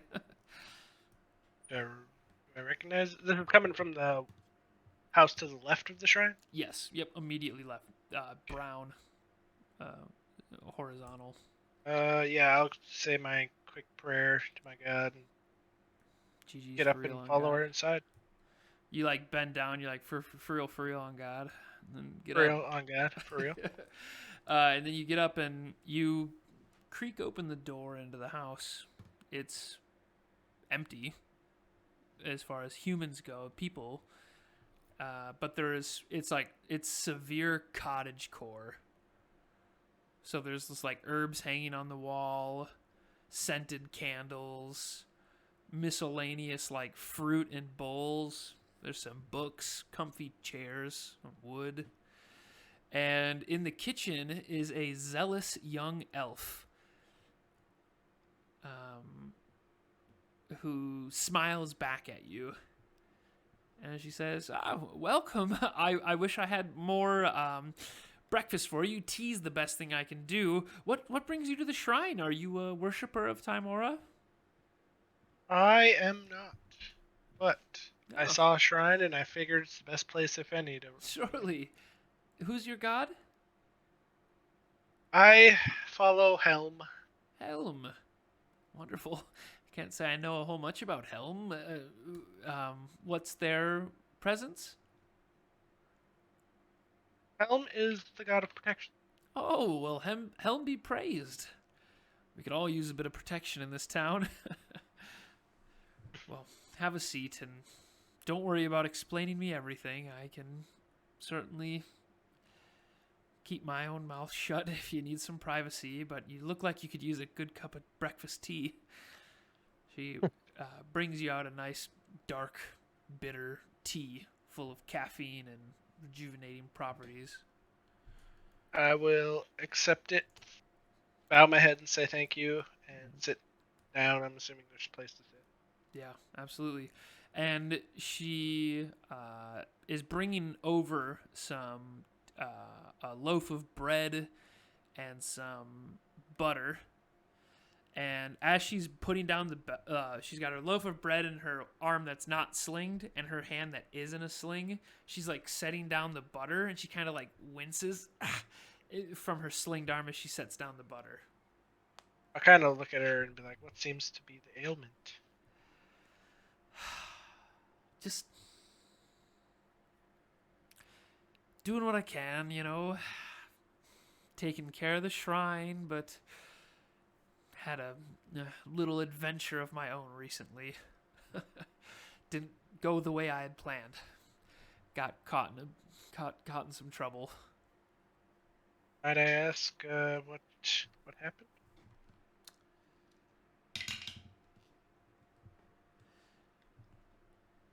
She pulls a chair and she almost sits down in it like a slump, like uncharacteristically. I mean, I don't want to just like throw gender in this, but like a very masculine, a very man-spreading, just like, because like obviously no gender owns how you fucking slouch in a chair, but it's very just like an athlete who just got done playing fucking 6 games of basketball and is just like finally getting to the bench. She sits down just like legs open, fucking slunched over, and she says, "Not just here for Timora. I'm doing some work in the surrounding area. Timora, the temple here, the shrine, the Luck Shrine, is just something that I appreciate. It was a way for me to maintain a business here and, help out the weak, the poor, and the oppressed. My name's Sister Gariel, by the way." And she reaches out with her, like, opposite hand to shake you. I will shake her hand. As I'm shaking her hand, can I like glance at her injury and see if it's something I could help with? It's a broken arm. Arm? Does Yep. healing do anything for that? I'm gonna say no, just because this is a like stasis shock injury. Like this sapped most of her HP when it happened. What was her name? Sister Gariel. It's Garaele. Garael. Sister Gariel. I'll And tell her my name. My name is Jeffery Cloudrunner. Cloudrunner. You sound like a god yourself. Well, this might not be work for the clergy, but recently somebody that I work with wanted me to pursue the whereabouts of a spell book by speaking to, you're going to think I'm crazy, by speaking to a banshee. And this banshee, her name's Agatha, she knows the answers to every question. You could ask her anything. She gives you one question. She'll answer it. I was on my way to see her and ask her about this spell book we're looking for, where I was jumped on the Tribord Trail, and I was turned away. Sadly, it's not... the wilds, it's not meant for one lady to do alone. Jumped? By who? Who do you think? Bandits. She leans in really close and whispers again. The Red Brands. Red Brands? Do I know anything about the Red Brands? Not yet, no. So this is your first time hearing about it. Red Brands, she says. It's a local gang that's moved in here. They cause trouble. I think they're half the reason why all these orcs and goblins are running about. I think the Red Brands are mostly comprised of humans that have sided with them. There's some bigger happening that's going on. Honestly, I would love to tackle it, but it's not my level. I'm not ready to level that. I was just trying to figure out the location of a specific spell book. Can I ask her where, like, which direction this banshee is in? Yeah, she's northwest on the Tribord Trail. If you had some time and wanted to help me out, seemed like a good lad. I would love to help you. I just am with other people as well, so I would have. Sure, that's fair. I don't think I could take a bandit by myself, a group of bandits. Yeah, and well, then it's not that there's bandits specifically guarding it. I think just I was unlucky on the Tribord Trail. You got to roll a d20, and if it's 16 or higher, you have a random encounter. So I think I just ended up rolling pretty poorly. What's a d20? D20? Oh, it's just something the gods use to determine the fate of our world. We're mere NPCs. I think I'm essential, though, so I don't think I can die either. It's quite nice to know, but I did break my arm pretty bad. If you guys had some time to help out a lady in her quest for helping out the weak, the poor, and the oppressed, you're more than welcome to come back. I could set you up with an easy little quest to the northwest, out by Wyvern Tor. Well, Sister Ariel? Mrs. I thought it was sister. Sister, yeah. I thought you said Mr., not sister, my bad. I said sister. I thought you said Mr. Gariel, and I was like, my bad, I could do a better voice. Yes, sister, of course, that's me. So I lose myself sometimes. I will run your quests that you offer by the rest of my crew. Okay. And Yes. if we have, room, Of course. we will definitely investigate this. And if I ever find a way that I could help that arm of yours, I will definitely come and do that. Surely, I think my elf energy could do heaps here, but I tell you what, Jeffery, Mr. Runner of the Clouds, you seem like a good lot. I think you'd run with good people. And she turns around and she grabs a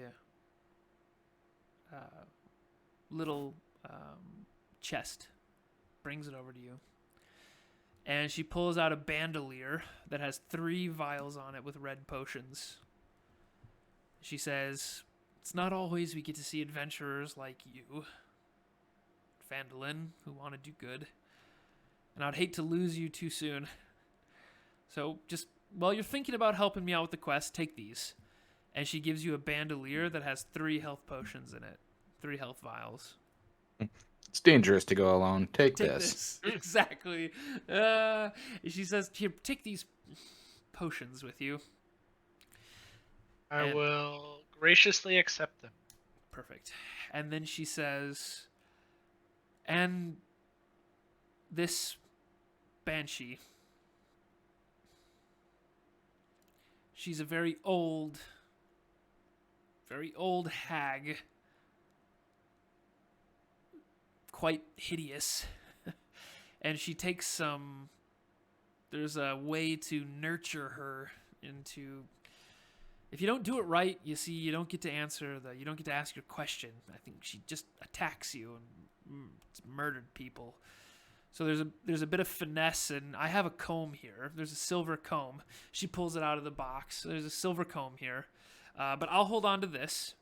If your party has anybody that's willing to take on a quest to charismatically speak with an old hag, have them come speak with me, and I'll get them set up with what they need.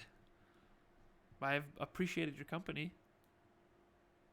I greatly appreciated yours. Thank you for having me. Of course. Oh, and take this. And she just gives you a small pouch with some of the tea leaves that you've been drinking. My own little blend. trying to market it here at the Shrine of Luck. It brings people luck. It brings you caffeine. That's as good as luck as you can get.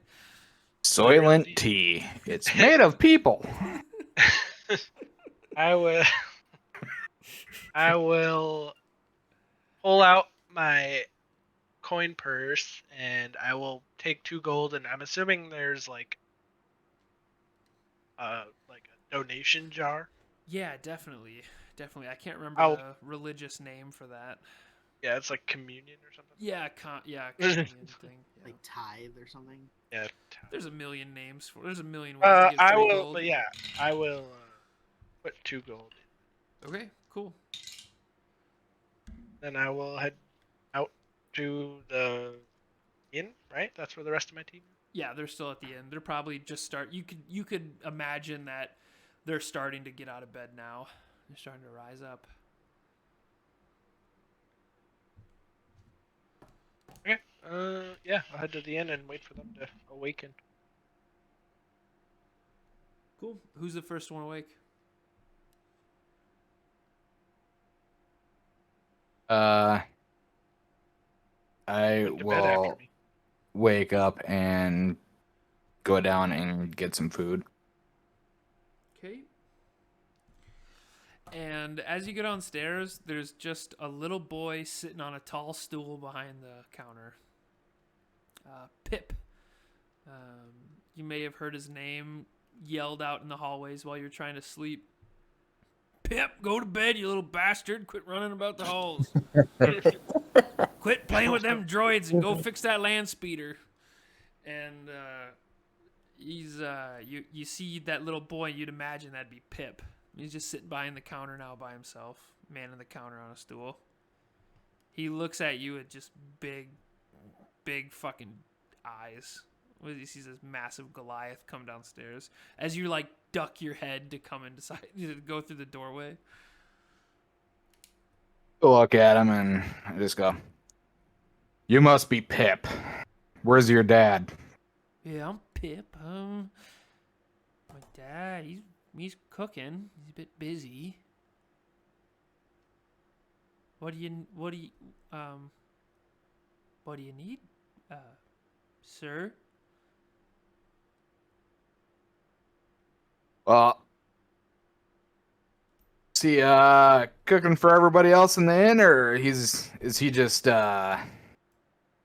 just making food for you. Oh no, I've already had my food. He's cooking for everybody else. Are you looking to get a plate? We just keep it simple, just a half plate or a full plate. Most of the miners have already come through, early birds and all.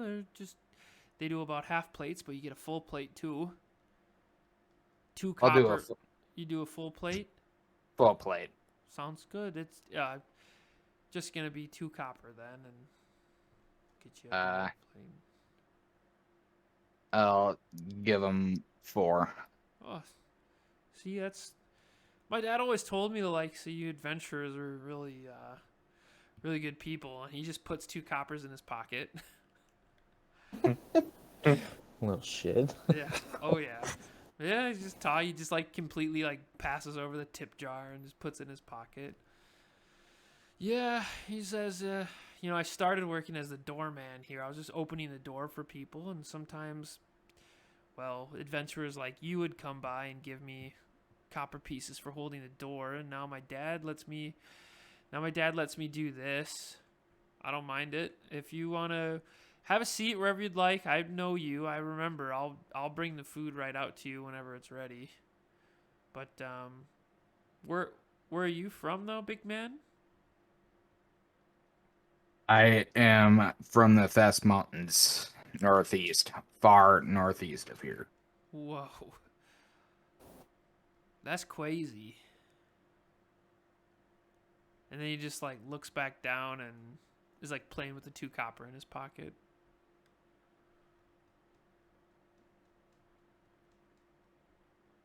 Or I'll nod and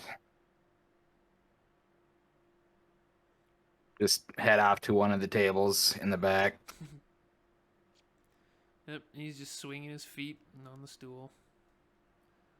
Who's the next person to get up?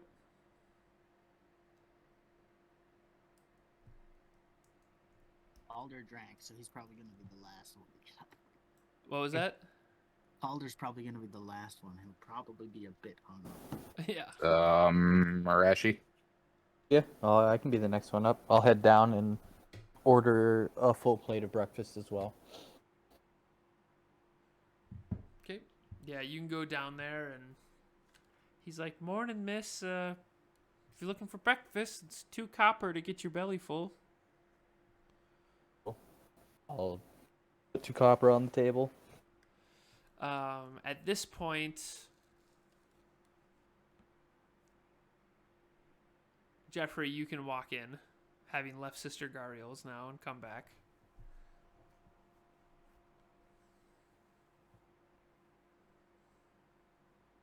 Oh, I'm back. Yeah. Yep. You walk in the front door as they're just sitting down and waiting for their food. I'll head on over to them and I'll be like, yes, I may have another quest for us to undertake. How was the delivering of the goods? Went well. And then this is when I'll hand him the 10 gold from. I just wanted to be known, Logan, that I gave that lady 2 gold before I even had the extra gold I had. That's fine. Before I actually knew I had that gold. Yeah, that's fair. That's totally fair. I rolled an NPC loyalty score when you gave her that, so don't worry. It's been marked. But yeah, I'll go over and just say, that's good. And as you hand me this basically giant sack of gold. Yeah, this is like, whoa. Because that was like, what, like $1,000? Like 20 gold or 25 gold, I think, something. It was 10 gold plus another 7 from the frog figurine that Mad Jack has. Yeah, 17 gold. Yeah. That was a lot of gold. Yeah. Like, oh, that's very generous of you. Oh, thank you very much. It's your cut. You were saying about a potential quest? Yes, the priestess of the shrine here seems to have had a run-in with some bandits from the Red Brands. Do any of you happen to know anything about the Red Brands?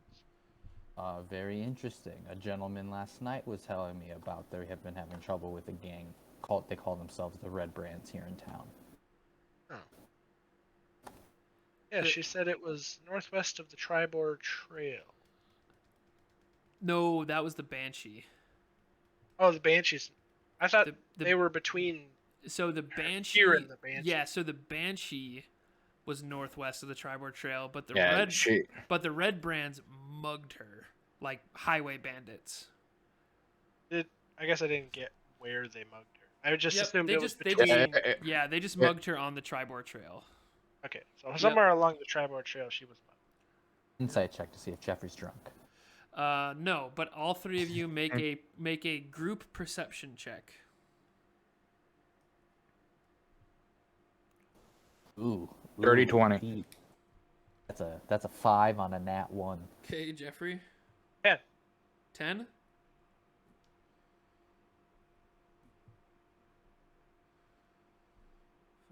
into 1.5. Okay, that's good enough. The minute Jeffrey mentioned the Red Brands like out loud like that, these Red Brands like mugged her, you know, and all. Since Pip is the only other one in the common area, there was like a few older miners who are still finishing up their big fucking plate full of beans on the other side of the room.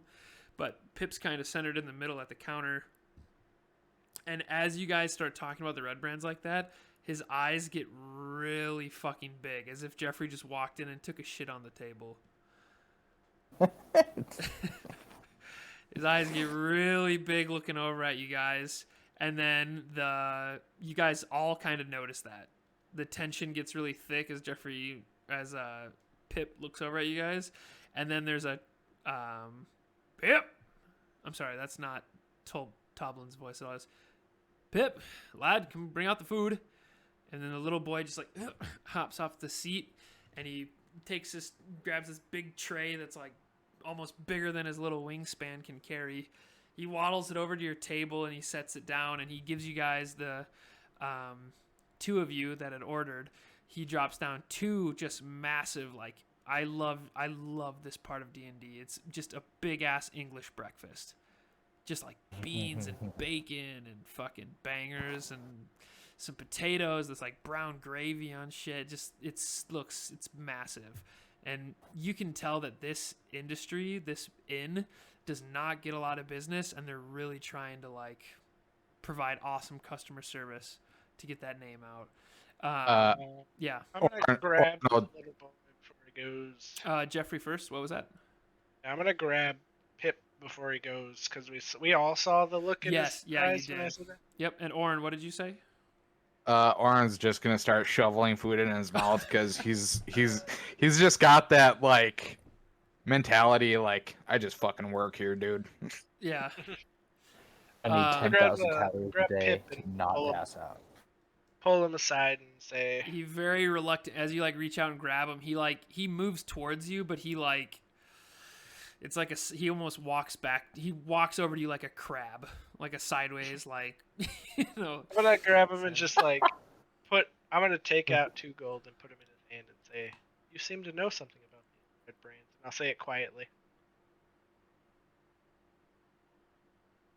I mean, I'm like very empathetically in the mind of Pip, and I just about pissed my pants at $200 you just put in my hand, and he's like, he very slowly puts the 2 gold in his pocket, and he whispers, "Quaylin Alderleaf?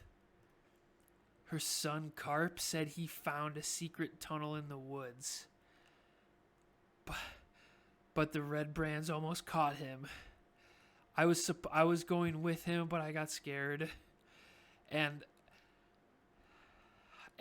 you know,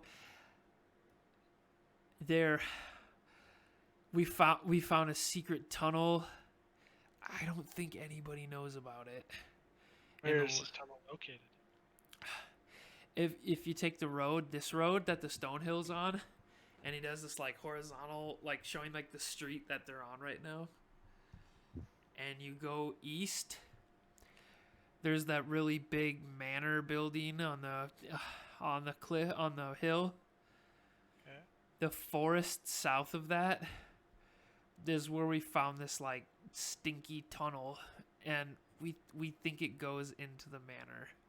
And I didn't go in. I was too afraid. My dad would be so mad if I died, and I was scared. But Carp went into the tunnel, but he said that some red brands almost caught him, and he lives on a farm just to the south of town.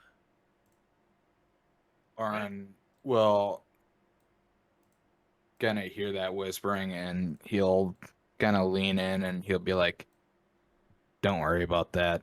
We'll see what we can do about it." Okay, but if you go talk to Carp, that's my friend's name. Don't tell him that I don't get him in trouble. He didn't mean to get in trouble. He won't get in trouble.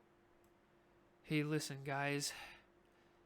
I want to be an adventurer too someday.